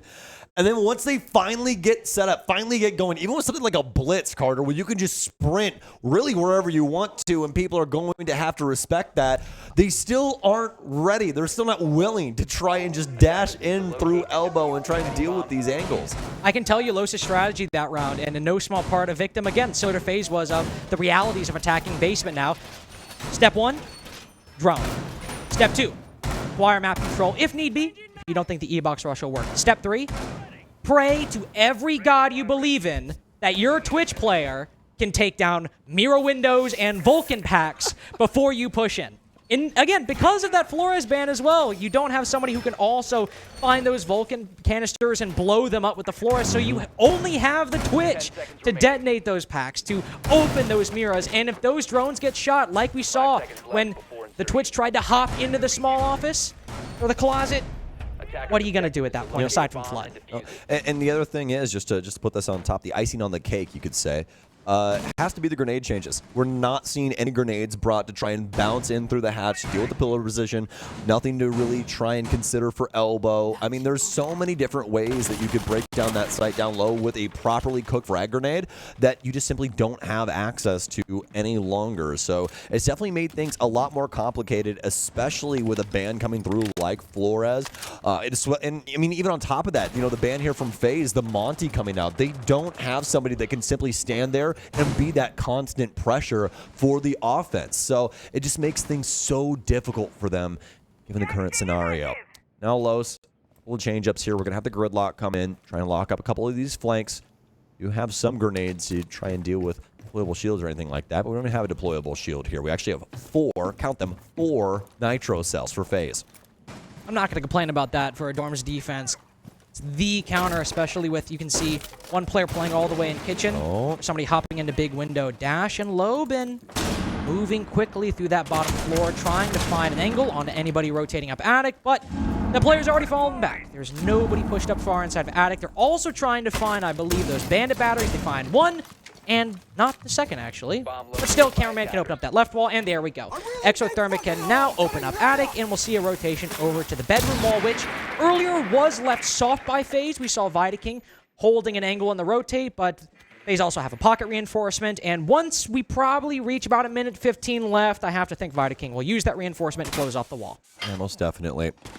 I mean, honestly, could really just use his smokes here, too. Try and pigeonhole him into going for a trophy offense until he runs out. But even past that, more than likely would want to try and get somebody up white to try and influence his position here as he holds this down. He stepped up inside the closet. And this is the beauty of this situation, having this reinforcement open, Carter. You can play back and forth here, rotate back through it. Is Vidaking going to try and slap that up? I don't think he is, due to that angle that they've created here. And there's the smoke coming out, a beautiful find. And KDS, he's in behind them in Master. They had no idea that he was in here. Loben hops through, and that's the round already for FaZe. A complete failure to launch for Los. It's catastrophic. All we had was Handy on the floor below. The rest of the FaZe defenders were all on the site. And so Los are all at individual positions. You had Cameraman, who did open the attic wall earlier with the help of the buck down below, but then rotates over to Master Bedroom alone. You have a player on Armory Stairs pushing, still kind of helping Cameraman, but still positionally alone, as Cameraman has not been able to push in because of the hole in the bedroom wall. You have Maya over, I believe, by White Stairs. Again, pushing alone. Los all very, very separated, and even if FaZe don't have all five on the bomb site, Handy's in a position to C4 from below or go for flanks if he wants to, if intel is given to him. FaZe just had a 4-stack, held the bomb site, and once Los started pushing in individually and compounded by a lack of intel on that particular engagement, with somebody flanking in behind KDS without even knowing KDS was there, it's a very easy round for FaZe to win, and both primary bomb sites now, Sam, have gone their way. Now we move to Meeting Kitchen to see if they can replicate Los's flawless rotation that started out their defensive half. Well, FaZe able to tie things up very quickly once they gather the reins of defense to bring these rounds to bear as quickly as possible. Now, Lowe's have to deal with this meeting kitchen setup. Usually, first thing you're considering is, can I get a stage plant? What's going on with Big Tower? Is there any presence up here? What's going on with the attic? Have some rotations coming over from kids' dorms you really want to at least give consideration to. You can see Dots, unaware of that. There could be some starting angles over here, right after the starting gun. But he's trying to hold that down just yet, but doesn't mean they can't try and work that into the fold later on down the line. FaZe, though, they're going to keep things a little tight-knit. A few bodies on the top floor here. Actually, 3 of them over the dorm side. It's Souls, KDS, and Vitaking that'll be playing this space. Dot's going to do his due diligence and drone things out on this top level. There is a soft panel on the left there, and you can see 2 sets of impacts, Handy and Vitaking, both having one, so they can establish a rotation later on down the line to try and play spoilers to Los looking for that stage plant. They have a good... And this is the kind of the name of the FaZe game. There's a good foundation, and then different pathways you can take depending on what occurs. I'm sure Souls will realize momentarily, once the breaching torch starts opening the wall, assuming he hears it, that they're pushing. And look at this little line. Dot's then holding the angle. Let some shots free, but you can see, can he see there's an O's shield there? He might just be able to. I know from the angle, but can he tell? I believe he does. So the call is given. You can see everyone playing safe. Of course, Souls can't really peek, but he can fall back very easily because of that cover, and KDS will not push further up. So no opening pick for Los on that gamble on the attic wall. Now only half the round to go for this meeting plant. And this is 100% going to be a stage plant. You can see cameraman already positioned down low. That's to make sure that nobody can rotate down, gain access to the hatch there in the middle of meeting, and toss a nitro cell onto the stage. So Los, they have all of the map control necessary. They torch up at the top of the wall. They're able to get rid of, at least some of the electronics here holding up things. I do believe it was the bandit batteries. No, it was actually the electro claws of Cyber. But with an impact out there from the Wamai, that's actually going to lock things down yet again here. Only 1 exothermic remaining. They're seeing if there's going to be another toss, and actually they're going to get yet another piece of utility here. Handy with a kill onto Dash now, and Los, they're trying so dang hard to lock this up right now. They'll finally get the wall open with 40 seconds remaining. Cameraman with a chance here, but no, just for a split second you thought Handy was going to drop, but he grabs the side of the hatch there, able to stay inside of meeting. He said, I'm not leaving. I am not leaving this bomb site. FaZe, with this wall opened up now, have got to worry about these long angles. Loban can hold them. But I was about to say, because of the earlier destruction, oh no, there's one talent shield upstairs. Dots has to take this and push up. So how can FaZe deal with this? That shield is right there. It cannot be shot through, and there's no more impact grenades remaining. Only one C4 from Cyber, and he just rotates around. Nobody covering green hole. They're all so focused on the C4 or the angles from Split, they leave a crucial opening for Handy to rotate up and steal the round from Los. I can't believe that Handy just got away with murder right there. I mean, there was 3 or 4 separate times where they confirmed where his location was, and still nobody holding that left-hand side rotation out of the breach. It's going to be a Los timeout here, as they've quickly found out after 3 rounds from FaZe that they really need to lock things down on this offensive side. This map is slipping away from them. This series is slipping away from them, Carter. They could quickly be sent down to the lower bracket.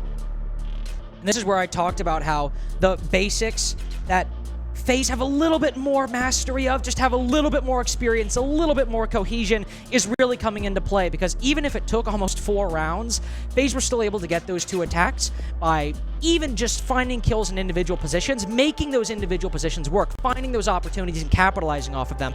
Whereas Los, so far, there's been times where they pushed individually on the Dorm's bomb site and found nothing. There's times where they pushed structured and linearly, as right here, and had the initial points of success. They had the hole in attic with the talent shield to make sure nobody can rotate up the hatch. They had the long angles to watch Split, to shoot the C4s, but with nobody watching green, it ends up making it where Handy can slip up just past the angles or ducking under the spray and stop the case from going down in the first place. Los have good ideas. It's not like it's a team that's completely failed the launch. That execute, extremely common on meeting, and they almost had everything. But if you give FaZe those little openings, as tiny as they may be, that experience and that collective knowledge, of course segmented amongst individuals, but as a team, can find them so consistently and punish you for it. This goes to show you once again how solid of a team FaZe is, especially on these defenses. They keep things locked up, not get overzealous about things. Only letting things rest on that time or resting on that utility. We'll find some early picks. I especially liked how they didn't get overly aggressive once that setup came through on for Los on the top floor. Instead, they just took it as identification. Right? They're like, okay, they most definitely want to try and go for a stage plant here. So this is what we're going to do. We're just going to try and prone things out, get a few angles built up over here, and make sure we don't lose bodies willy-nilly around the map. Works out extremely swimmingly for them. So now Los, after that timeout, have to try and consider things here for round 10. But, I mean, you can consider as much as you want. It's a basement defense. We haven't seen a successful attack on this the entire game. No, and it's been extremely difficult for both teams on their attacking sides, and with the lineup FaZe are bringing, you don't have any complaints. The Miras, the Goyos, the smoke canisters, the Warden to stop and look through the flashes that are the main way to clear E-Box. They've got it all. And we already have to get going right now. I know it sounds crazy. I'm like, oh, I'm panicking. But Dash has to get on these hatches. If he doesn't, we're already almost a halfway through. Dash has so much to do here, Carter, because he not only has to get the freezer hatch, but he also has to get meeting too. Just giving solid consideration, they're already looking at an execute at probably like 20 seconds. And think about how quickly FaZe were moving through that top floor. We saw Cyber and KDS, I think, inside of the map within 30 seconds. And at that point, they weren't walking and face checking. They were sprinting because everything was drone for them, and they were taking that control as a formality just to get a presence into the map and then allow teammates to push further. Now we're at a similar position where FaZe were opening hatches at a minute 30. But this time with the Maverick, look at how slow it's taking. It's taking so long just to get the E-Box hatch. The fuel. We saw how close it was last time around. Is the other hatch electrified? I've been trying to see that on our overhead view here. It is indeed, so we have to get this one as well, Carter. Oh man, this is going to be so worrisome. And you know what the worst part is? Maybe the worst part of all this, with the lack of a Ying and a Twitch, they're going with this Osa take, which I honestly don't think in isolation is a bad idea. No. You have your own angle to fight this player who could be watching Laundry or just stake a presence in Freezer. I think it's fine in isolation. But without that Twitch, those Goyos are staying. Those Miras are staying. They have all this utility, and with the Capitao, you need those smokes and those firebolts to work, but once the canisters, the Vulcan packs start detonating, FaZe can stall out both entry points for Los. This Laundry freezer push has utility aimed at every single direction, and Los need to push in and get this bomb down. They've made it through. Dots has dodged the smoke. I don't know if he's taking damage, but he's got the case down successfully, and nobody from FaZe can react in time. Dots takes some damage on the way out, but it's not enough to kill him. 5v5 post-plant as FaZe have to somehow retake in a very slow attack from Los. Dash starts it out with the kill onto Cyber, and now this Osa becomes the real problem. Maya's able to get 2 kills off of it, and we might have criticized the lethargic attack from Los, but with these angles working flawlessly, if you can get that bomb down, that risk, that slow but steady pace can pay off. FaZe, the tiniest bit of oversight allowing that plant to go down there. Just not able to hear that typing there for a split second. And they had the Nitro Cell in place. A simple Nitro Cell right out of the Laundry rotation there ends the entire round in FaZe's favor. But let's draw it back here. Let's talk about this Los offense for a second, because masterfully done. I know, obviously, I had a lot of consideration towards the hatches, but the adjustment that they made, given the circumstances, they identified it's electrified. I might not have enough fuel to break this open, so we have to do something else. They bring the Osa in for freezer. They move that in, plant that shield, make it to where Maya can hold things down in that cross, immediately throw things over towards Laundry, and set up for a Laundry-based offense instead. And they did that practically on a dime, Carter. As soon as they were able to figure out what their problems were with the offense, the immediate adjustment is what saves their souls right there. And it also still comes down, as you said, FaZe had a C4 in position for that exact position. And sometimes we see teams mess up C4 throws because they're too far away. You could basically make that throw with your eyes closed because he was on the Laundry rotate. But ultimately, it's those little timings, being able to slip in past the smoke, start planting as the canister goes off, being around the corner to evade damage, that are deciding this game.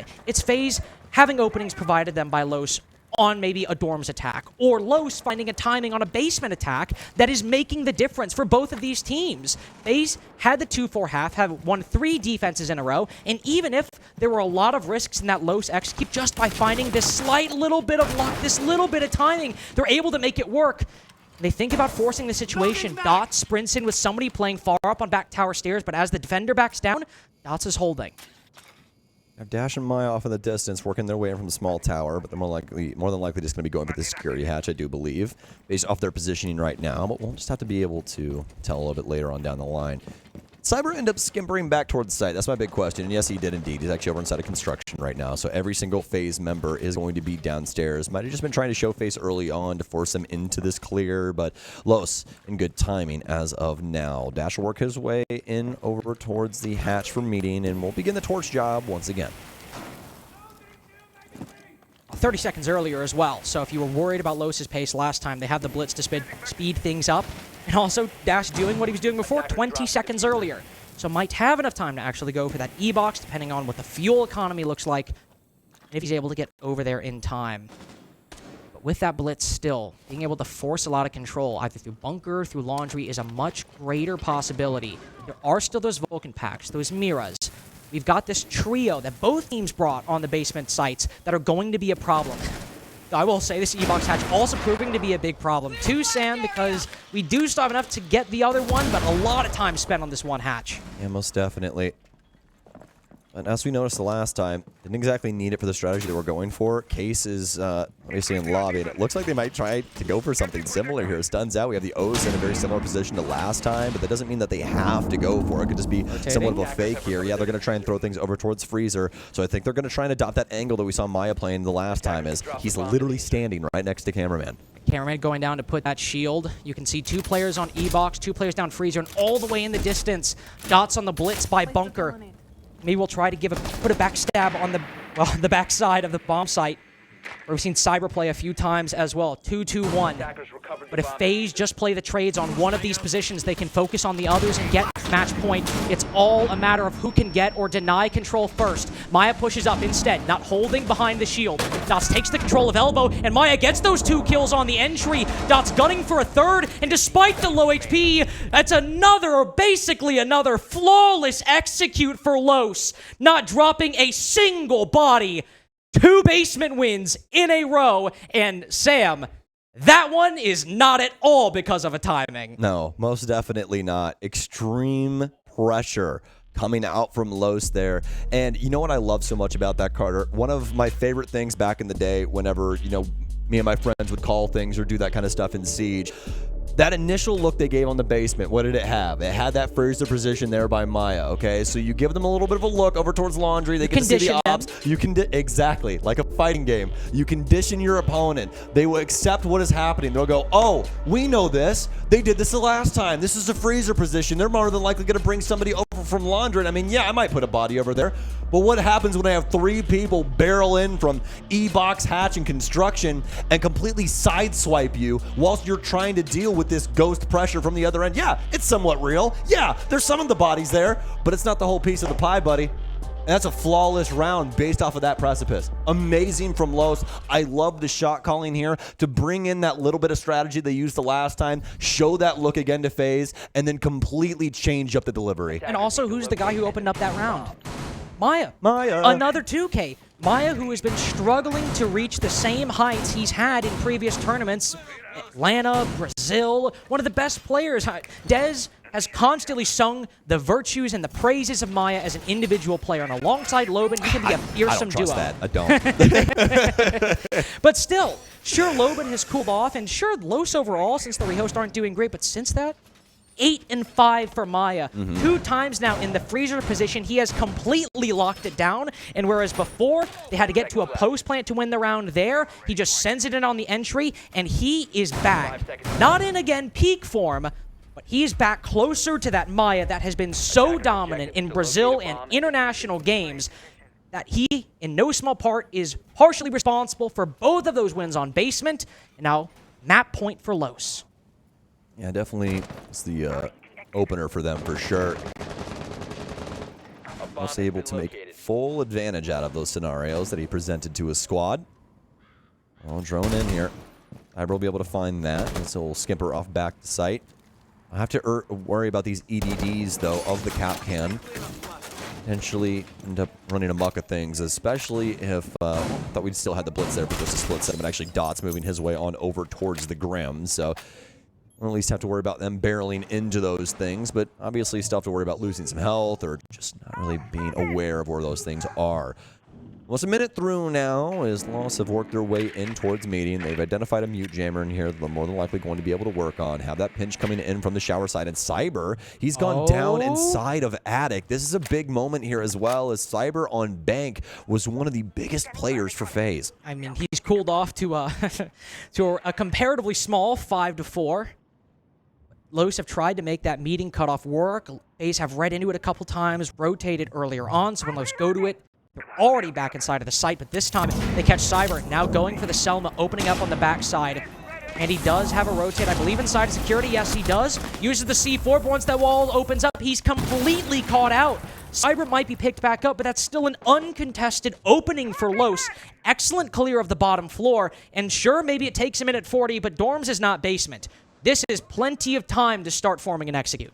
Really surprised that Handy's down here on his lonesome. No real assistance there for him implemented. Yeah, they have some crosses established up top, but he gets gunned down from a position that is pretty obscure. I mean, he's got the pinch coming in from the kitchen door as well as the breakage happening over there on the meeting side, and given those circumstances, there's really no way for him to try and fight things back. FaZe is going to be able to find one in the back of Dorms, and Lobens is going to shoot him through the floor based off the B. Is a grenade out, and Los, have they done it? Is this the moment now? Nitro Cell? Not going to be able to at least take out Dash. There's a lot of damage, and Cyber gets one of his own. Yeah, he gets cameraman Dash almost falling to make this a 3v2, but Los still hold their advantage. Vidaking cut down as Dash moving in, Dots with another. Cyber on 1 HP has got to do everything. The first one down, the first one out of the action, and the last one out of the round. 7-5 for Los on their opponent's pick, and we have Skyscraper to decide who faces G2 in the next round of playoffs. 2 basement wins on Oregon on one of the most difficult sites to attack in the game at the current moment, and finishing things off with that great offense upstairs. FaZe not really able to do much about it either. I mean, a flawless round happening on the basement. That last round especially. I mean, poor Handy inside of Kitchen getting absolutely decimated by so many different angles. It'll make your head spin. And honestly, you got to give credit where it's due. 3 defenses in a row from FaZe, and then 1 a little lucky attack, but then those final 2 from Los. Really impressive stuff. Well formed and well executed. That's map 2 done. We have Skyscraper coming up next, so don't go anywhere. We'll be right back. Their homework, they can let W7M get back in this round. And with the 2 picks that they've got, they might have just done that. It's one of those awkward fine lines where when they play fast from Wolves, it's when they get those opening kills, it's when they shine. But they need to understand that there's also this fine line of, okay, we got the kills we wanted and that we needed. Now we can take our time and slow it down. Bibo and Mowgli, the 2 main fraggers from this team so far. And also, with all the soft freeze destruction for the bomb side, Deadshot has 3 Retera drones go about the floor, but besides that, they don't have a lot of options here. The only active drone remaining is Shinka's. Outside of that, you have no information for Wolves. Yes, you can use the Retero drones, but they have a fuse on them. Eventually, they're going to blow up. So you can't just continue to use them. Now, you've gained some information. You know Nade is on blue, but do you know he has access to the MX-70? That is the question, because this is a one-shot at that range. The moment that somebody from Wolves pushes onto blue stairs, W7M will punish them. Another Retero drone will go out. 1 more remains. P4 will not follow up. Nade, unable to shoot it, so instead, he gets real aggressive on the stairs. He is not falling off of this position whatsoever. I love the way W7M is playing this. They are playing it perfectly given their numbers, Nick. And now the fire will go, which is stopping Wolves from rushing out. Here comes an adrenal surge, and the fire will finally slow down. Down goes Shinka to Felipox, who lights them all up! We're going to overtime! Getting the L2 opening kills, getting full map control, losing 2 players to not checking the staircase, team flashing in the final moment of the bomb side rush, blinding your teammate was going to take the gunfight, giving Felipox the advantageous position and gunfight, getting that 3K. That should have been the round victory for Wolves. This is where the mental game comes into play. This is where you start doubting yourself, you get frustrated, and you worry that you have thrown away the 1 chance you had at winning this 2-0, and maybe the 1 way to even win this best-of-3 series at all. They have to close it out in overtime. They have 3 rounds to go. They gotta win 2 of them. Otherwise, they'll be kicking themselves over this round, especially for a very long time. I mean, it really did come down to information, right? Yeah.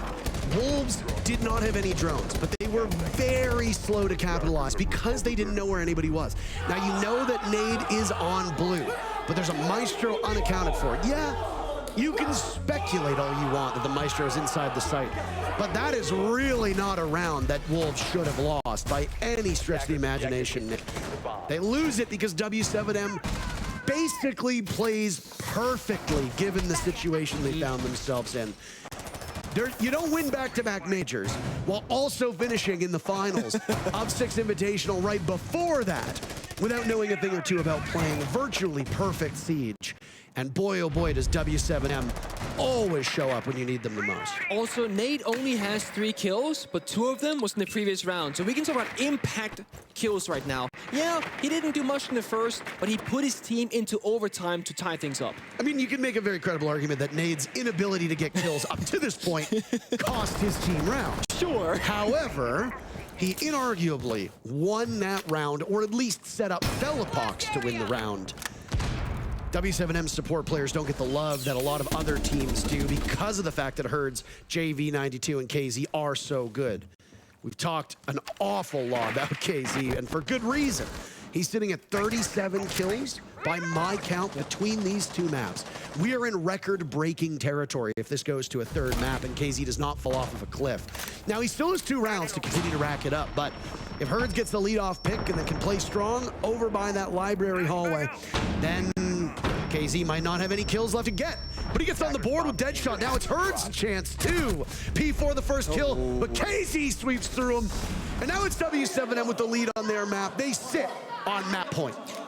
I also think it's the first time last round we've seen W7M being really animated on their player cams, smiling, getting loud. Despite having some big moments on Oregon, despite having some good plan setups here in Chalet as well, they've seen kind of, I don't want to say down or sad, but just they've seen quiet, where you gotta celebrate the small things, and you definitely gotta celebrate the big victories. That overtime round clutch from Nate and Felipox, that prompted them to get really loud. And for the first time on Hertz face, because I've been watching his player cam for the majority of this, or Casey and Hertz, rather, both of them, for the entire game, they just seemed really down. Despite playing well, despite rounds being clutched out, there's no massive amounts of celebratory action or fist bumps saying, go on guys. But now here in overtime, and the round that got us there, that's changed. Big smiles, big celebrations. Let's go. 7-6 now. W7M for the first time in a very long time. Pretty much first time here in Chalet. They're in the lead, the round count. 10 seconds There will be a left swap before though. insertion. Every round we go from attack to defense, vice versa. So the Wolves will get 2 attack 5 rounds seconds if we go the distance. And W7M will get 2 defensive rounds if Wolves were to overcome this obstacle. The bomb.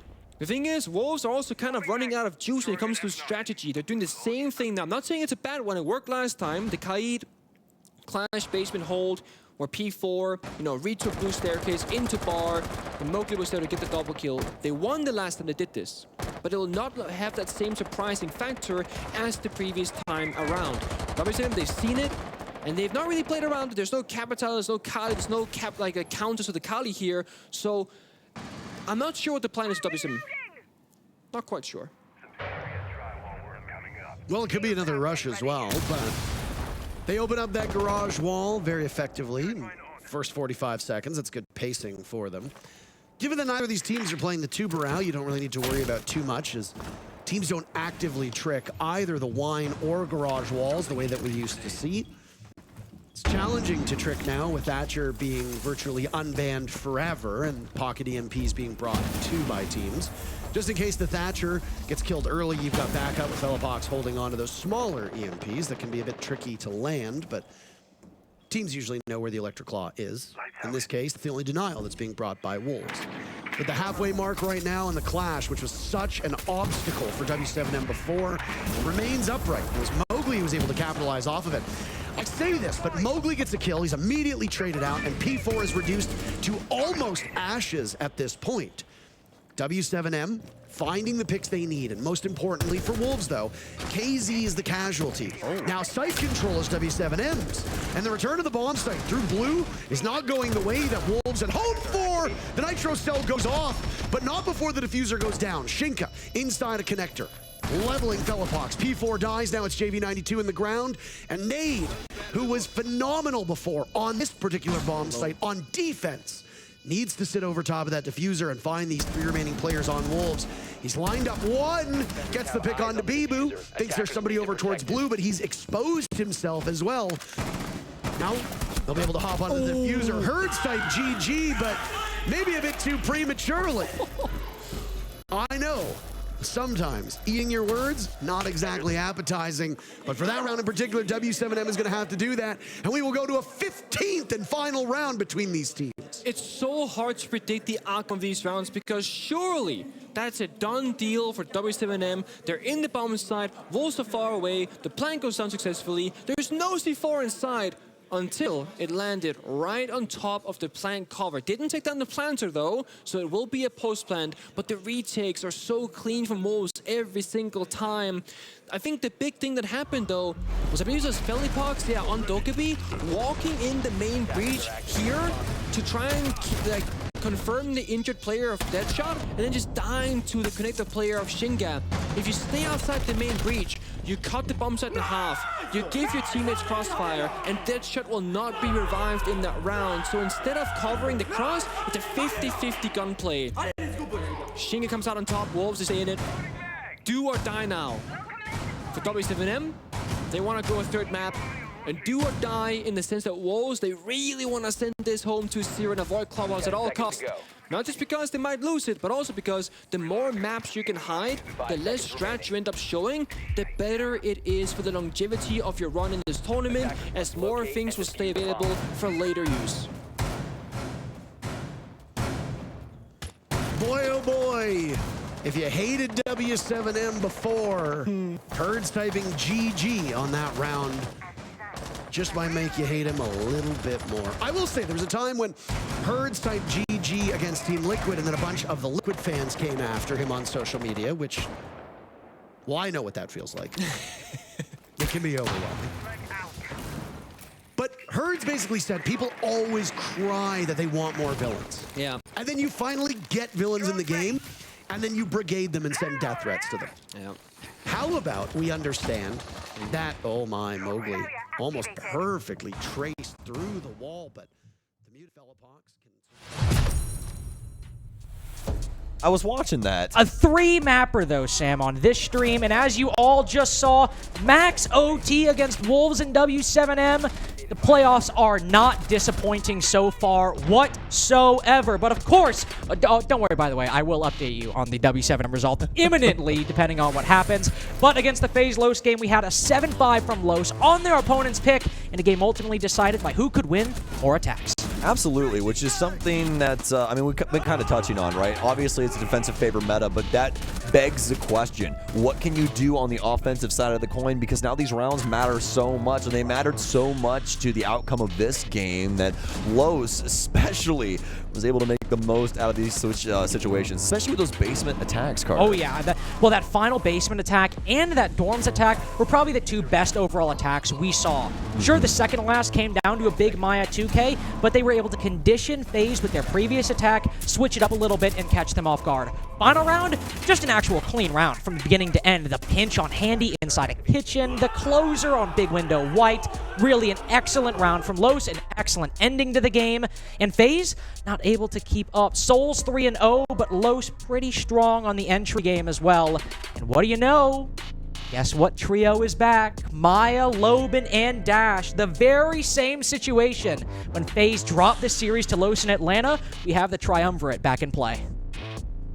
And straight down the middle, I do believe, on entries here as well for both respective squads. So even that not mattering too much as we go through this. It's, again, was really up to Los and what they were able to produce on the offensive side of the coin. Because right off rip, as you guys can see right in the middle of the screen right there, FaZe on an absolute tear on their defensive half. 3 really quick rounds. Nothing really Los could do about those. But as soon as the timeout was called, adjustments made across the board that really built up to Los. What's going on over there? What's happening? Yep, I have not to spoil. Thank you. Shout out to Furby telling me as well. But I have my headphone off because I heard the end of the round coming, and beep beep beep beep beep beep. Oh, man. Breaking news! Breaking news from the decision desk. Can I make a guess? Yes. Is it Wolves 8-7 in overtime? It is W7M 8-7 in overtime. To quote Parker, they stopped the Wolves' comeback and are going to map 3. Do I know what map 3 is on that series? No, because I'm working because I'm working this one. But we do have Skyscraper coming up, and we do now officially have map 3 for both of our opening series. So remember when I said that playoffs were not disappointing? Well, now they're even more so not disappointing. So very close series to start out the day, but Skyscraper coming up. This was not against FaZe, but against Dark Zero in Atlanta. A 7-0 to send a North American team home on North American soil. An unbelievable performance from Los on this map in Atlanta. Most definitely.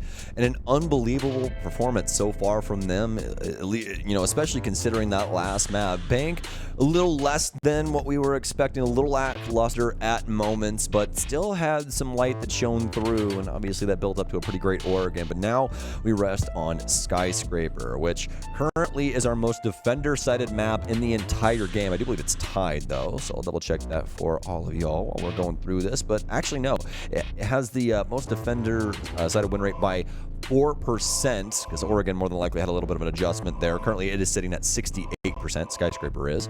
So, should be pretty interesting. Every single site on this map is viable. Just not a lot of play on Master Bathroom. Yeah. We've seen that played 5 times, but it actually has the highest win rate right now, given the small sample size, at 80%. Yeah, I made that joke as well. Going into the Skyscraper game against M80 Liquid, it was played 3 times and had a 100% defensive win rate. So, can't really read that much into that, but it is funny because we always talk about how it's the worst bomb site and yet has the highest defensive win rate. We have map 3 now queued up. Also as well, some good context going in. 7-8 loss to Sonics in this map for Los this tournament. So still a map that even if they didn't win, they almost beat the top team in their group on. So still a comfortable map overall. Did you see the socials right there? I did. Still favoring FaZe, but we are back to a bit more of an even contest. Yeah, dropped off by like 14%, I do believe. This is down to, I think, 69, and it was at 83, so pretty impressive stuff there. Very nice indeed. Yeah, very nice, very nice. Buck gonna get banned out from Los. I love this shout here on Skyscraper. I think this is a great consideration because there is so much verticality to this map that you can abuse, especially when people are playing those top floor sites. I also think the Buck ban is twofold. Oh, also the Monty ban, we've seen FaZe ban it a few times. Dots likes playing it on Skyscraper as well. Everybody likes playing Monty on you this can map. push in. That's that kind of dumb. Yada, yada, yada. But Buck being taken off the board with the absence of those vertical nades, or nades in general, using that bit of secondary utility is one of the key ways to take down the player playing on black stairs. And now with that Buck on, you can't, say, open up the floor inside of Karaoke, try to push him back, force him to rotate off. A bit more difficult now, and of course the vertical play, like we mentioned earlier. No hard breach ban, but a Tubarao ban coming out from FaZe. I think this makes sense as well because typically in sort of the North American slower way of pushing Skyscraper, it's very reliant on that Geisha wall for attacking, say, Karaoke and T, then pushing through Drum and Shrine. So if you ban a hard breacher, that becomes a lot more difficult. And if you ban a hard breacher and have Tubarao up, it is extremely difficult. So closing down those exterior walls will be a little bit more of a challenge for Los and a little bit easier for FaZe as they're the ones starting out on the attacking side. Definitely that Tubarao ban coming through, as we talked about. 19% ban rate for him right now, but not a very high pick rate. He's only got a 9% pick rate, and honestly, you and I have been seeing him on pretty rare occasions, obviously used to try and lock up walls, try and shut down a couple different pieces of utility. He's really great against Flores, actually, as well, as he can actually slow up those Rotero drones, make it a little bit easier to destroy those. So, things considered now, especially that Valk ban coming through from Los. Things building up to be a pretty interesting series, last map rather, in between these two. FaZe are going to be starting things off on the offensive side of things, giving Los the opportunity to run amok on the defensive end. And as you mentioned earlier, typically the favorite side on Skyscraper throughout this tournament. and with operators on board like Azami and Solus, and of course Mirror for the bomb site, it's easy to see why that is the case. You have the Mirror to hold down Karaoke and T itself. You have the Solus and the Azami on the other hand to almost kind of stagger the defense. Mirror on the site, Dash on the in-between positions, Drum, Shrine, Loben on the forward, on the aggression, running around, trying to find those drones, trying to hit flanks, as Loben often does on any operator, but on the Solus specifically is a very comfort pick for him, and Cyber, his counterpart on FaZe. So there is a lot of layers that FaZe might have to worry about. How far are people pushed up? And there's, well, thank you, Handy, for actually showing us there's a Mirror pushed all the way up into mini-bot. One player they'll have to concern themselves with. Perfect time from him, huh? Yep. Thank you. Shout out. Yeah, nice little camera placement there as well. Always got to worry about that with Siege. Everybody keeps looking at the floor, looking at like these little sneaky hidey holes and stuff. 9 times out of 10, people try and get those things as close to the ceiling as they can and just like suspend it on something. You can find it. You can find drones on fans, drones on lights, and potted plants. One of my favorites of all time has to be Chalet Blue. If you get on like the little railing at the top, that right next to the library door, you can jump up, turn in midair, land on that flower pot, and then jump up on the wooden beam and drive it all the way over atop the default camera. I love that spot. So cool. Is a very nice spot, but unfortunately that nice drone we saw from Handy that we complimented hasn't really found anything for them just yet. Half the round is gone. And Handy just now entering the map. Call might come below. That cameraman's down there, but put to 1 HP. He's able to land the headshot and survive and live another day. Souls not put off by that fact. Not daunted whatsoever. Holding the long hallway, him and Vitaking with a crossfire on any of these defenders that might rotate out from T. The call is likely being relayed to the rest of FaZe what the situation is. The mirror window punched as well, so they know somebody has walked in, and Souls is finally able to find one. On to dots from Geisha, but Los are not giving up this advantage anytime soon. They're trading things down. They still have opportunities to take down KDS and make this a 3v2. With Maya on such low HP, it's easy for KDS to finish, and a nice little double from KDS inside a Shrine. It's very, very slow, but in classic FaZe fashion, once they get all the pressure points hit, the round falls soon after. They do a very good job of making sure that they have the necessary areas covered before they end up going for these big sweeping clears, and that's exactly what they have going on. You got a couple bodies working their way in from the office side, while the priority really is on that Geisha Black Stairs position to make sure that Los can't fly through over into Karaoke or anything like that. Just keeping them well within their right to maintain, gold as well as Shrine and things along those lines, but that's where FaZe's strategy really reaches the apex, right? They have that push coming in from the office side to abuse these Los players, catch them off guard, get these big kills, and there's no real opportunity for Los to swing themselves back into this round. They have no opportunity to even swing back through and assist themselves with those positions like terrorists and these kind of stuff coming under fire from FaZe. No extra bodies to try and lend a helping hand. And on a map that might very well play similar to Oregon, that could be decided by just who can win one more attack than their opponent, as the last game was. That's a great round to start off.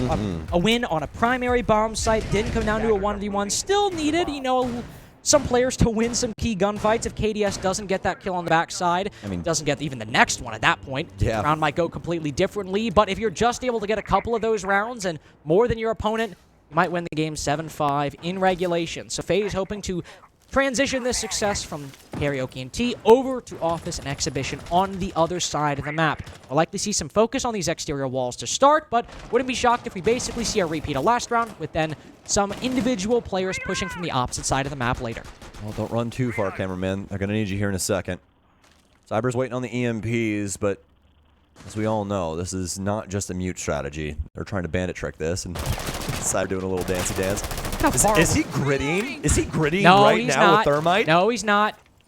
Also, I think we can see him. Look how far away the cameraman is. He's all the way in drum. There's no bandit tricking gonna happen on this single wall. Just the mute jammer blowing up and gone. Well, I also like the double ash charge underneath just to make sure, if he does go for that, he's going to take some splash damage. Vita King's going to take down Dash.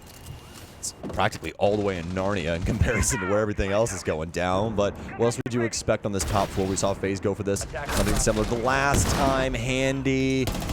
No advice there. Loben. Wow, what a shot out of the MPX. Just a nice little pre-fire as he ducks back into minibar. The attack from FaZe completely undone by a huge double kill from Loben. Nice little bob and weave there. Souls has to pick up the diffuser. Candela goes out. He's got one more in the pocket. Los covering most of the entrance points. Loban can still peek out and fall back in.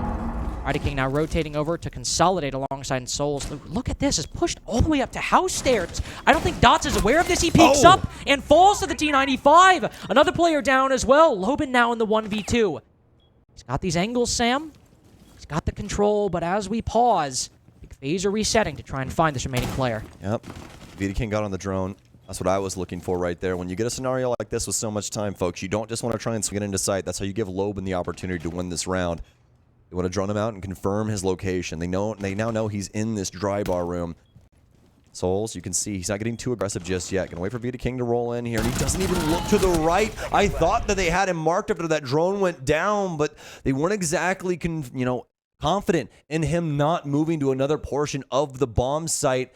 But luckily enough, Ying there and more than capable of winning that round. That's going to be 2 going the way of FaZe. To be fair, we need to be a little careful, though. When FaZe have dropped games to Los before, it's in moments like that where somebody goes on red. FaZe might have cleared 95, 98% of the map out, but somehow a Los player, Loban, Maya, whoever, finds themselves in that 2% that hasn't been cleared, and they're able to pick up rounds. Now, in this particular case, thankfully, the 2v1 works. One player falls, but Souls is able to trade it out, get the round.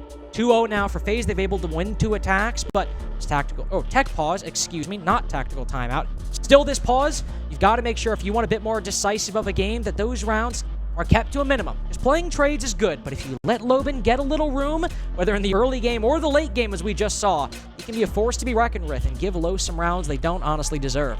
Most definitely. We're waiting on the Los to get through this here. I think cameraman was having an issue, so see what he can get done. And yes, indeed, cameraman is actually the only one not in the lobby right now. So that is confirmed. Admin handling it right now and making sure that everything is A-okay. Actually, have another person leave as well. So might have had him needing to rejoin in a certain order, so we have our cameras set up correctly for you folks at home. That's how that happens every once in a while. So when the players just don't join the lobby correctly, the cameras can get switched around. So probably just fixing that up. But so far, FaZe's offenses have looked very, very good, especially going back to that very first one. That clear was so strong on that top floor, able to pull the pressure and making sure that Los's entire consideration, their entire focus was on a couple of different aspects of the site and a couple of different aspects of the entry points that FaZe really weren't trying to battle for. It was really the back end where they were able to deal a lot of considerable damage. I also think you got to give credit to Souls as well, maybe just hitting a timing, as we saw Loban in minibar, peeking back and forth, outside, inside. But Souls was able to cross from Shrine past the minibar angle up to house stairs, where alongside Vita King, who got a kill almost at the same time, he was able to take down Dots as he peeked his head up, uncrouched, and then fell to the ink playing on those stairs. I wonder if maybe he just took a gamble and Loban happened to look away and it was a timing. I don't think he really had intel on that position, but it's either good game sense and decision-making from Souls to try to take that gamble, realizing we're in a 2v3. They probably know I'm pushing from house stairs. I'm going to take this risk, and while admittedly it has some downsides, if it pays off, I can get into a position Los aren't expecting and potentially win the round. And Vita King also, of course, getting a kill right as Souls did. I imagine my guess would be Vita King pushing up through terrace and then trying to pressure Loban on that minibar position, but who knows? There are a lot of factors going on. You just have to commend FaZe for the patience, the decision-making, and ultimately able to close out and clutch that 2v3. Yeah, 100%. And so far, FaZe, they've already set themselves up for success on the defensive side. Really, all you need on Skyscraper right now is 2 rounds, Carter.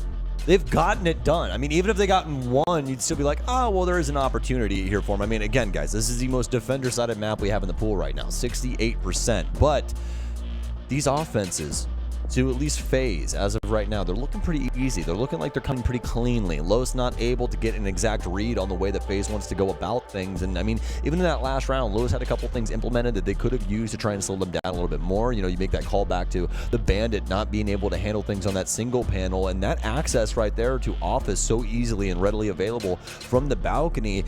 You know, it's a risk that you're not really willing to take. And I mean, unfortunately enough, That is going to be the circumstances that befall them, but you also have to consider the Ash charges coming in from down low. If he is there in good timing and both of those blow up under his feet, I mean, how much damage does that do to him, right? So a lot of things you have to try and cross off and try and cross-reference, really, when it comes to moments like that.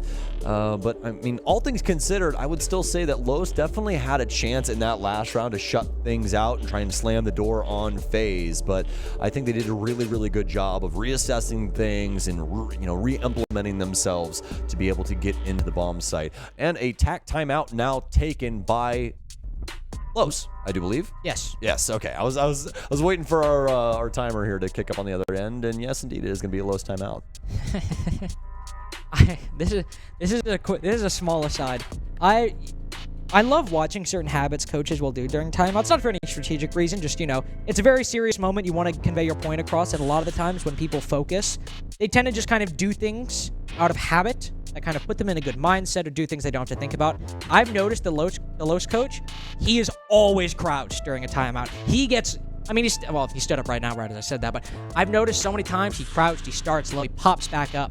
It's a very serious position, very tense position. I don't know. It's just something I noticed because, I'm like that. Did he do the normal stance with his feet up, or did he slob it? Did he have his feet planted? Did you notice? What do you mean? Yeah. You mean like we're standing on the balls of your feet versus completely flat? Exactly. Well, I did not look that closely, Sam. I was not paying attention to his feet. You're not a detective. What are you I good guess for? not. What are you good for? Quoting movies and doing impressions. That's basically it. Yeah, but you're really good at it. I won't take that away from you. Nick yesterday said I have a soundboard for a brain. Which, honestly, very funny. That is good call hilarious. by the haters. A good call by the haters, I will say. They might be correct about this, but I don't think you're dodging those allegations, my boy. I'm sorry. I am not. You also said earlier in the week that you have a Rolodex that basically just spins, spits out 3 words, and then you just put them together. Like a slot machine where it's like spinning, sets on one. It's like that in my brain. It's like, all right. Noun, adjective, verb. Bang, bang, bang. Yeah, noun, adjective, verb equals joke. That's basically my game plan. I do love my adjectives. I do love my adverbs. And I were to describe this FaZe performance in one word, I would say splendiferous performance so far from FaZe Clan.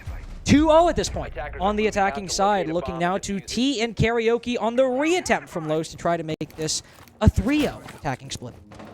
See, if I were to spin my Rolodex and come out with something like, this is unequivocally bodacious. That's what I was. Yes, indeed. That's all I got, though. That's fine. I Googled that right now. I'm not that smart. I didn't. You look over, it's just an entire dictionary. Just got the thesaurus up. 30 seconds, though. The thesauruses. Los going back to something here, looking for a late. Something to consider once again on this far site, but just a little bit different. Yeah. Change things up, but obviously trying to reach the same result as they were before and get a successful defensive round win.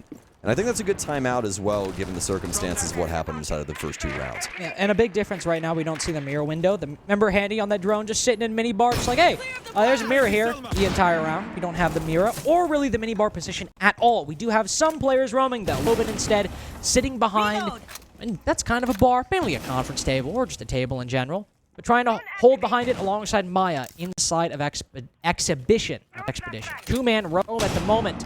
Loban will retreat to minibar, though, just to slowly start pulling back. Almost half the round gone. 1 Dokkaebi call used, but no follow-up from FaZe just yet, while met also by no fallback. Cyber wants to go through that barricade, and they have put Loban to 1 HP through that wall, but no final bullet does him in. But now Cyber going in for the finisher. Loban pulling back to the terrace position. He's instead going to cut off the player on house stairs. Here's the Azami, and down goes Maya. Sees another, but Daz might feel the need to fall back. We don't want a Cyber heater to arrive, but Loban... Oh my, what?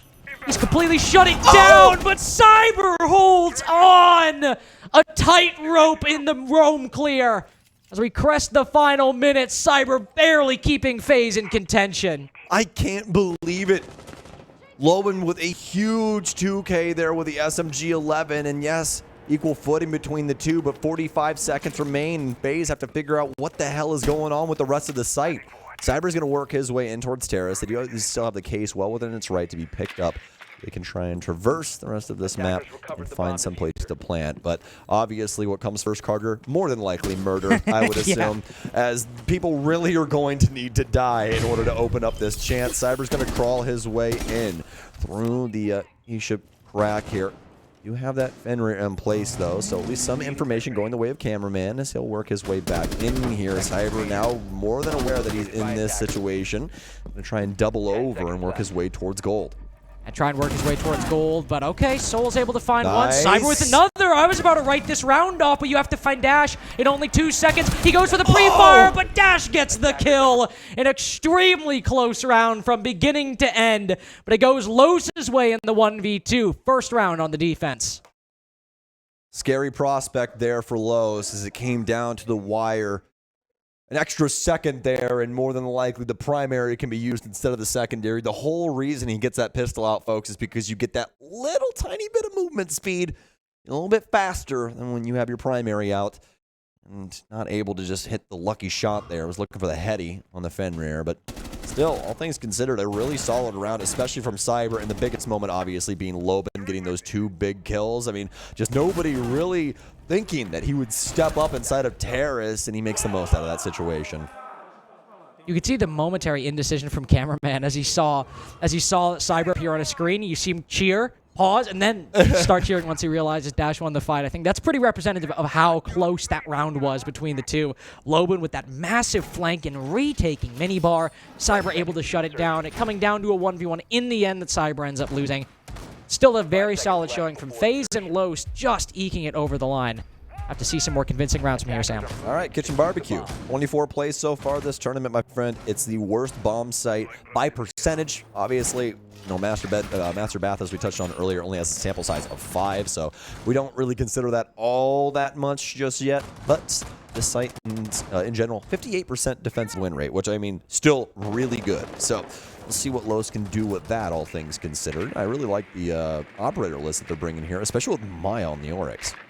Yeah, we usually see Oryx on these first floor bomb sites where if the attack goes for a late execute, you can use that Oryx to, of course, roam because he doesn't have any gadgets that need to regenerate over the course of the round or save like Wamai or even an Azami in some cases.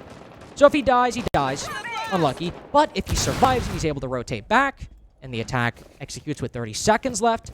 Might be able to climb up a hatch, go for a flank, and get himself set up in a good position to completely stop the round for the attack. So we've kind of found Oryx fit that position. He's not nearly as common as he once was when he had the 1.5, but if you want to have somebody, maybe, I don't know, Maya, who I hear has a reputation for getting kills, have an op who can allow him to retake very quickly, not a bad choice whatsoever.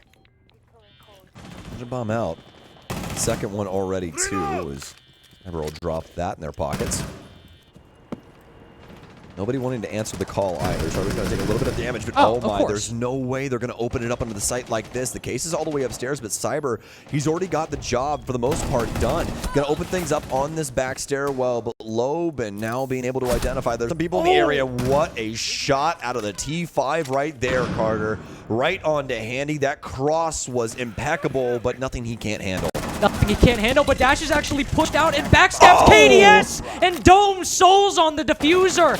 Vidaking inadvertently forcing Dash out of position and into the crosshairs of 2 different players. His reign of terror finally shut down as Cyber, who's been at the bomb site for about 30 seconds now, is forcibly evicted as Loban retaking the top floor. Puts Vidaking in the 1v2. He's recovered the diffuser, but now Loban has that horizontal angle. Vidaking has to contest this. All of these walls are soft. He can't plant behind anything safely. He pushes forward. Nobody biting. This is where Los need to calm down. They cannot overpeak. They can win this, but Loban's starting to jiggle peek, trying to find the intel. Vidaking rotates off, but he's got so many bullets to land this pre-fire. Quickly running out, and Loban making the smart decision. Now backing off, up black stairs. The smoke canister goes down with no warden on the board, or C4s for that matter. Vidaking should be able to get this down successfully and put the remaining Los players in a post plant. 1 HP though, Sam, as he backs off. I think he's done it. Oh. Maya, that was perfect. That was absolutely perfect. Eyes in the back of his head practically as he immediately 180s. They identify nobody inside of Barbecue. More than likely heard that rotation coming through as well. And Los with another successful defensive round. And so finally be able to tie things up there with round 4. You see him wrap around. You think maybe he's got a chance. He's got that hole on the diffuser. but still 1 HP the moment Los are able to find him. He's very easy fodder. But talking about 1 HP though, able to find Vidaking through the smoke. Loban putting him to 1 HP as he falls off the diffuser. So much ground gain by FaZe. 3v5, as you can see, Loban hitting some crazy shots, but then dashes. He's forced to fall off in the Candela. A Z-ping on the diffuser immediately pre-fires him through the wall. The actual site setup for Los, very, very solid with that intel inside of the site, ultimately being the undoing for FaZe. They had the read, Cyber had the control, they had Case inside of the site, and players in positions to cut off rotations back. But just because of one bit of intel, a bulletproof, they're able to win the round. Really impressive here from Los, their ability to get scrappy with FaZe, but still make it out alive in these last 2 rounds. And FaZe go for a little bit of a line shift on this offense now. They'll keep Vidaking on the Ying, but Grim and Dokkaebi will come in, Ash as well. So they're going to be attacking Exhibition. This map, rather this site, difficult when it comes down to it. FaZe more than likely going to be looking to wrap things around the balcony and potentially going for a clear across on the west end. But that's exactly what Los expect. You can see some things built up on the top floor with Dash underneath on the Nitro cell, just in case somebody does want to try and move in and potentially not go about things in good graces. Could end up getting a free kill there based off of that precipice. Couple of traps, obviously, for Los across that, especially with the Frost working in as well. We'll need some EMPs or something of the sort. Will more than likely be Cyber going for those breaching rounds underneath once again. Yeah, that's what we saw previously. No Thatcher and no secondary EMPs on the board. And defending this the way that Los are, it's when the map gives you... Oh! I was about to say, when the map gives you a layup, you have to play the hand, but Cyber's got an ace and lays it down on Dash. Rotation cut off outside on the rappel, so opening pick going the way of FaZe. Los still have the strength of the setup, though, to be fair. Mai on the Zombie and Cameraman. They can play aggressively outside of T, inside of Drum, outside of Shrine, and then one has a shield to fall back to, one has some Kivas as well. But Cyber almost getting a second as he pushes into the Black Stairs doorway. Takes a lot of health, but Cameraman gets the job done. He's still trying to hold on to Geisha, though, despite the Dokkaebi call. He's eager for more. Flashbangs going in, trying to blind him. The second one lands. Will it facilitate an entry? Maya, his support, finds one. But down to 50 HP. He has intel on the Frost, but there's a hole in the wall behind him. Maya cannot be stopped! 3 kills with the 9x19, and he's got a number for souls. Now down, but Cameraman can get the trade. He won't even attempt. He knows the setup is too strong. He falls back, joins Dots, and Los decide to play disciplined as they put souls in an untenable position. Difficult one for him. No stuns, no drones, no nothing. You can see the entire lineup of FaZe on Thermite's camp. Not a single person on drone or anything. KDS is flipping back every once in a while, but more than likely these drones aren't in a great spot, and it just really doesn't matter if they're on them. So everybody watch Souls, and that means that he has to try and go through all of this all on his lonesome. He's going to have to check every single angle, pre-fire everything, hope, wish, and pray. And even with all of that, he's probably not going to win the round. I'm just going to be real with you. It's unfortunate. It's a very difficult position. We want to see if he has a chance. And sometimes in the case of last round, even with Vidaking on 1 HP, he's able to wrap around, get an angle on the diffuser, and potentially catch some of the defenders off guard. But here, there's only 2 doorways he can come through. He's either going through Shrine or he's going through Dragon. One of the two.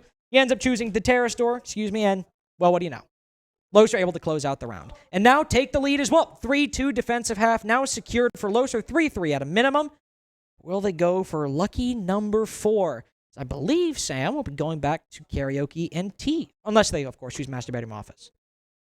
Another tech pause here. I don't know. I want to say it was called by Los. I'll say shoot. We'll see if they can get things fixed up over here. But so far, so good for Los. Oh, we get to confirm. There's a little bit of lift on the heels. Just the tiniest, littlest tiny bit. It's one of those things. It's kind of like Inglourious Bastards, where he does the hand thing. Yeah. It's like, where are you from kind of thing, right? And it's something you can identify. I don't know what it is, man. Slavs, they just plant those feet. I found out about that like a year ago, and I just do it to mess with people.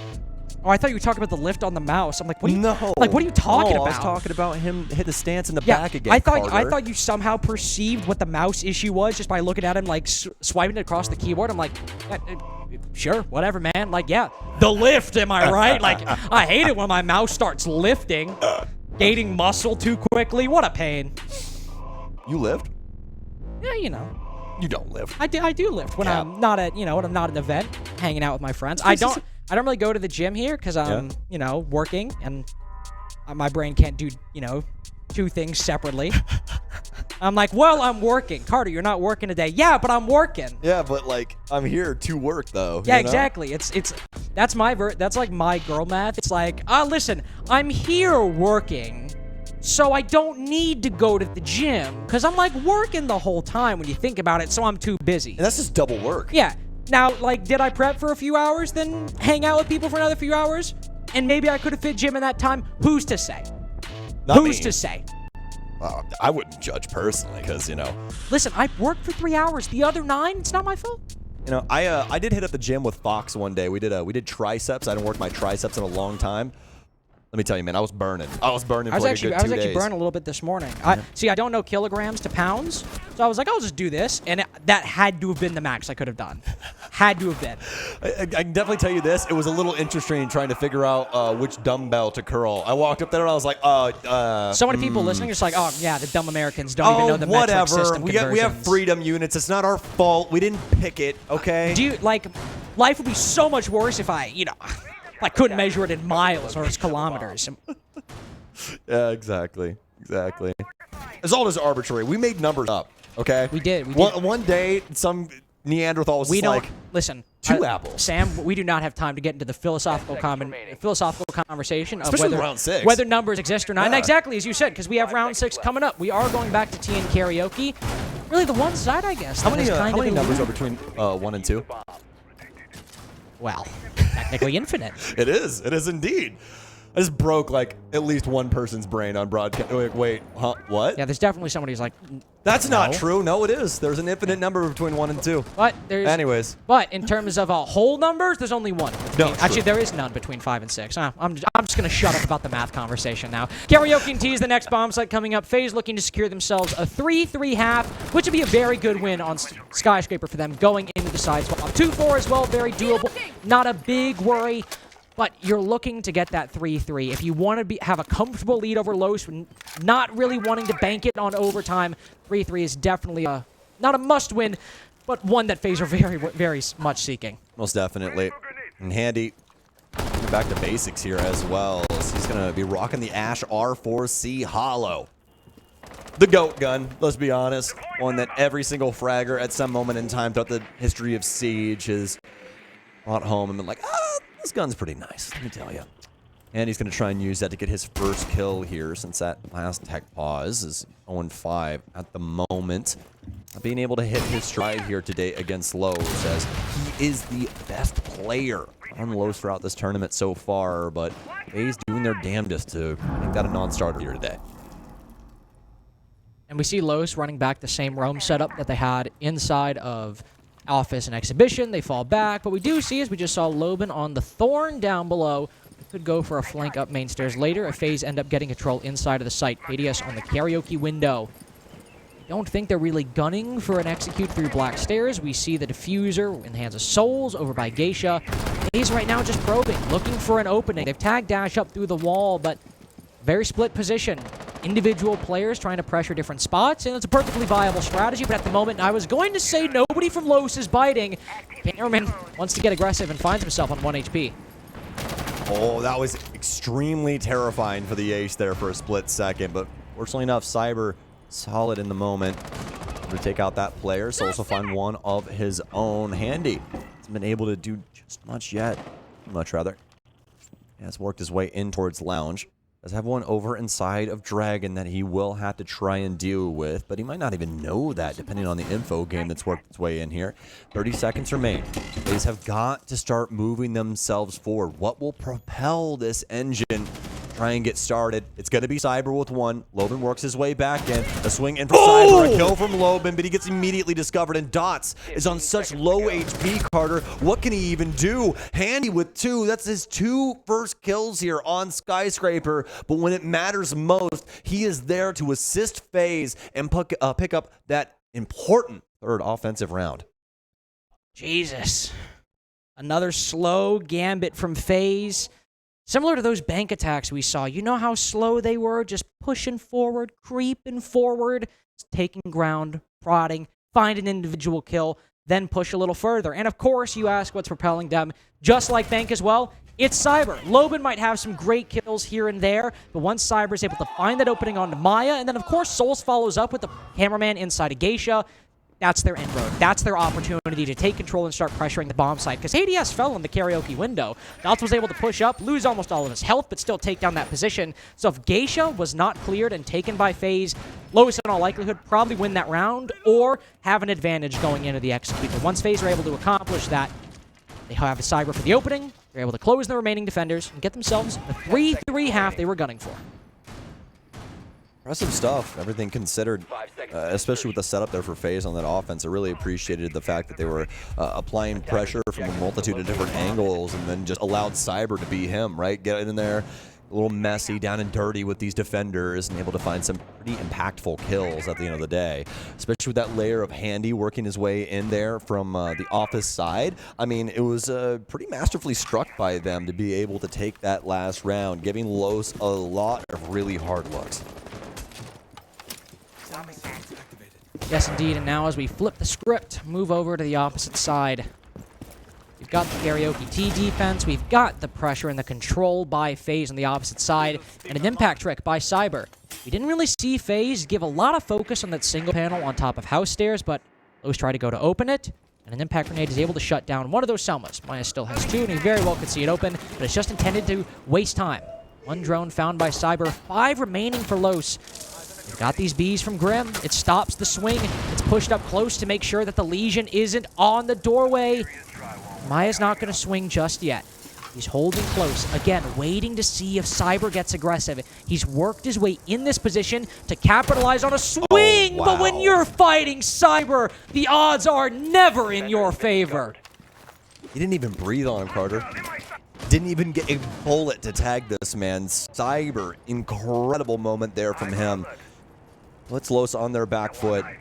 Yeah, they got some info over here for Geisha, but I highly doubt that FaZe gives him another considerable look like that. That was the 50-50 you really wanted, especially to take out him of all people. Oh. Loban, the Frost mat grabs him, and somebody is hightailing it to house stairs right now. Dash in the area. The Frost here, he'll go down. Dots almost able to find the man on black stairs as well. There is one here inside of T that Dash is trying to assist with.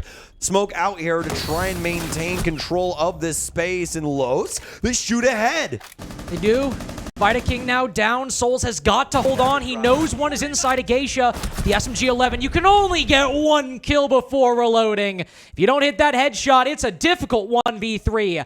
And a difficult round for Los, but one, they just push in and somehow close it out. The entire group stage, Carter, not a damn soul could attack.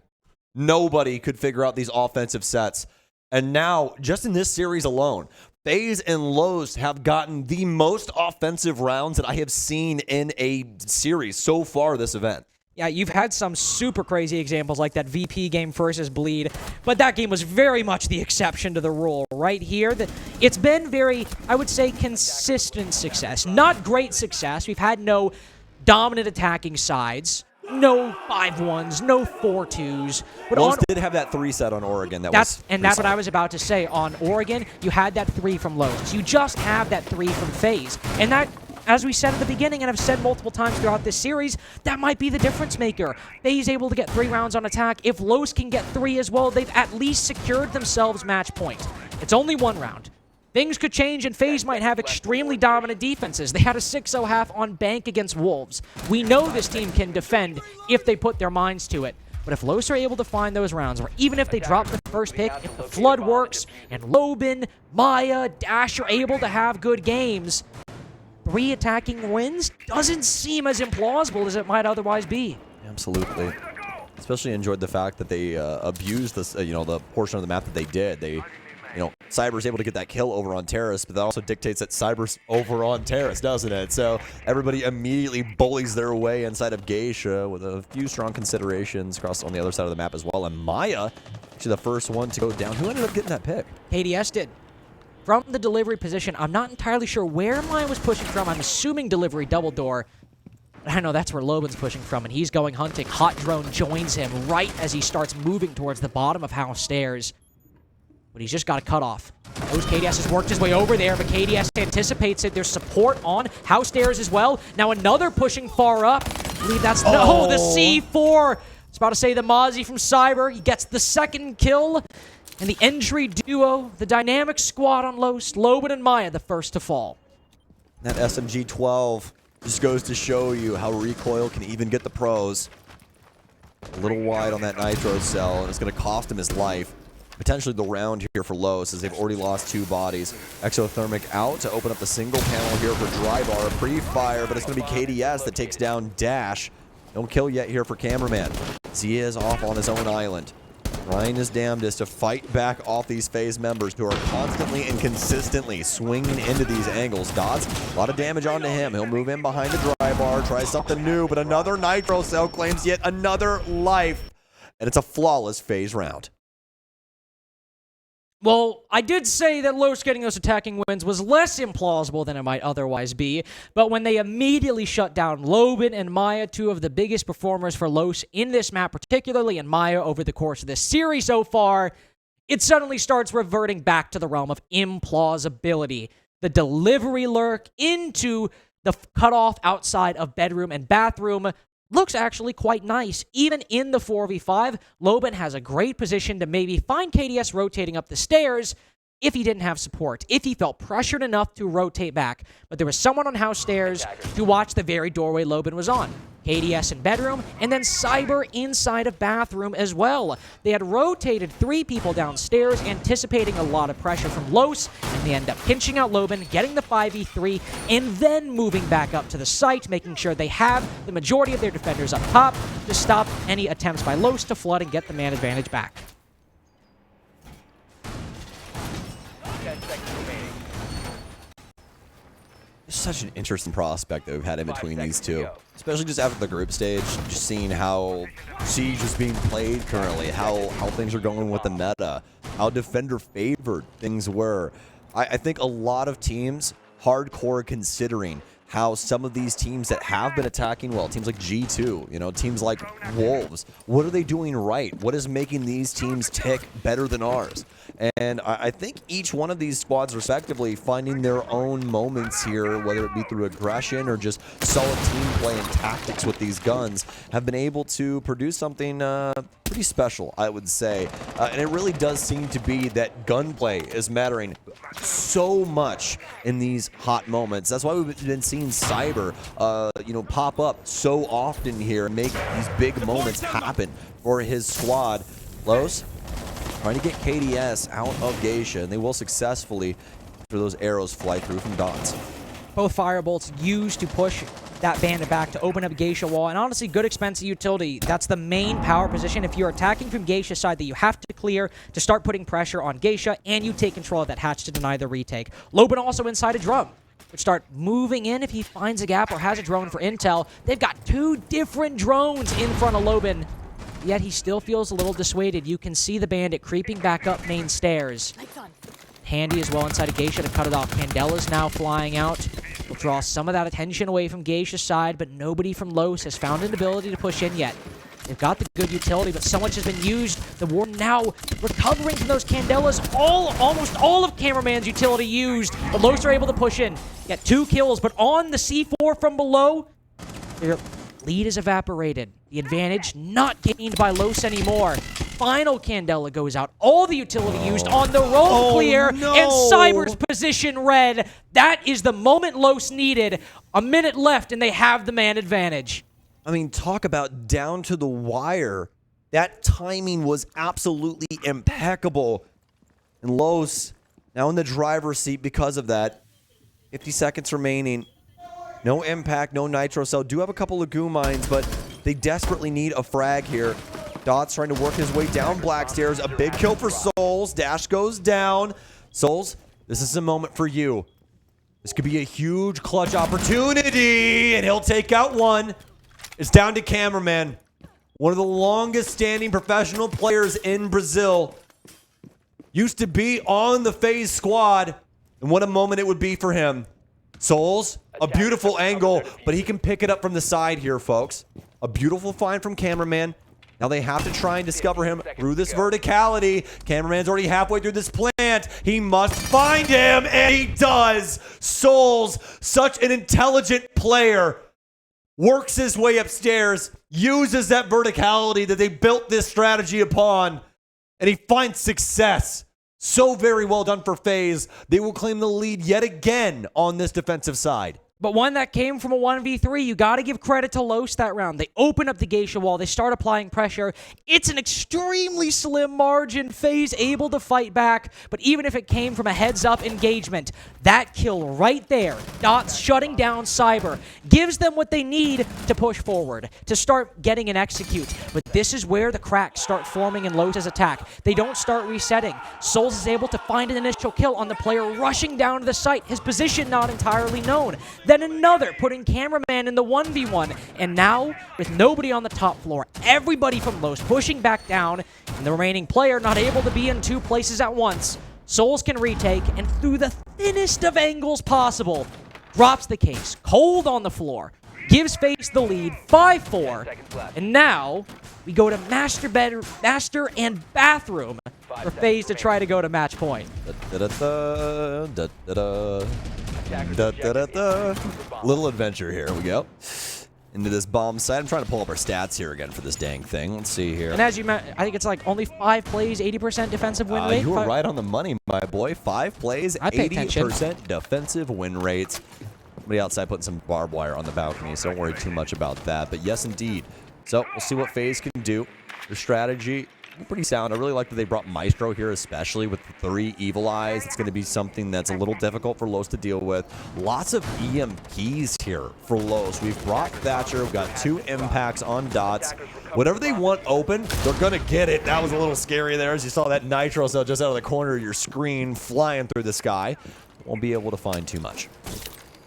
But we can see what Los are setting up for. There is a lot of presence outside the delivery door, and Dash upstairs. He's opening up part of that reinforcement. They've not been able to open up the single panel. You can see 2 Selmas tried to be used, but they were destroyed. No hole opened up. The Electroclaw trick going in again. It is successful. All the Selmas from Dash destroyed. But that's still not the focal point for Los' attack. It is Loban on this push through the double door, and here it goes. No initial presence. FaZe able to get the opening pick. Loban needs to make this work. He's got to find this hill. He ADS's, and down the cap can goes. Smoke in the tub. And the case as well. It's a party in the bath, boys, because Los might just get the case down off of it. Cyber gets the 4v3, but this is what Los needed. Just 1 kill and 1 plant to work. It cost Loban all of his HP. There's no man advantage for Los. He might very well die to a damn Evil Eye, but it's the C4 that gets him. But Los have the positioning. Dots has fallen back. He's got the long angle to cover the diffuser, and Cameraman up top on the rappel. It's minimal, it's small, but by a thin margin, Dots sees a narrow way through to stop match point. But as he vaults in, Soul shuts him down. In the post-plant FaZe find match point on one of the least played bomb sites in all of Rainbow Six. I mean, you got to give a shout out to Los there. That was such a good try. That blitz play was magical. Hops in through the bathroom window, bullies cap can, immediately drops that smoke at his feet, gets this plant down, sets up Los for as much success as they can really ask for given the scenario. I think that even the post-plant positions, I don't even think that those were bad, but Dots gets immediately punished on that re-entry through the window. And honestly, that might be a round that Los wants back. I mean, he saw both of them, and neither defender going to cross saw him. He put Vita King to 50 HP from 1 DMR shot. Just 1 more bullet hit. 1 more. Yep. And we might have, sure, a Dots 1v1, but still potentially a round win. Still a 5-5 in all possibility. But that 1 bullet, that final spray missing, allows Vidaking to cross and FaZe to win the 2v1, but effectively the 1v1. As Vidaking goes for the defuse, FaZe only has one remaining player to cover, but they have match point. The master bedroom and bathroom gangle. I keep defaulting to Chalet, master bedroom and office, because it's played more often. Master bedroom and bathroom. Yes. That gamble pays off, and now they get to go back to karaoke and T on match point, a 2-round gap. A little bit of a cushion. Try to close out map 3 in regulation. I mean, sometimes your bathroom could be an office. Yeah, sometimes. It's an office when you're doing business. True.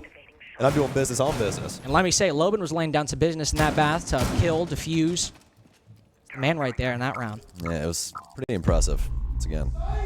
E1D out here for Loban, and look at the lineup from Los. They do not want FaZe moving around all that much. They want this info through and through. That's why you got the logic bombs in tow with Loban, just to make sure that FaZe are not allowed to simply work their way around the map and get in the face of Los too easily. We've been seeing that time and time again from Cyber. No matter which way this shakes out, I'm excited to see his stat line by the end of this. I am too. Really back to that performance, but also Souls 12-4. He was right behind Cyber on that bank game. And was really stepping up on Skyscraper to help close this out. Another bit of focus from Los on those house stairs. It was a bit problematic before, but here, with the Ash down below, they're able to open it up. Cyber not using either of his impacts to trick those Selmas, instead of smoke canisters, delaying the entry from Los and buying Cyber a little more time to have impact on this roam. Cyber cuts down Maya, but that's not the opening pick. While Cameraman finds one, it's still effectively a 4v3, as it's only Loban on that balcony. But Cyber doesn't know Sam. He's worried there might be more players outside. If he checks this, he'll be able to get one, but there's also a player over on the opposite balcony. He'll find Loban. That's going to be a confirmed frag. We have two players over here, one on terrace, and oh, that might be it. That's it right there. Cameraman, he's going to hop in and take up Vidaking, but now they know where he is. They know he's over here on this balcony.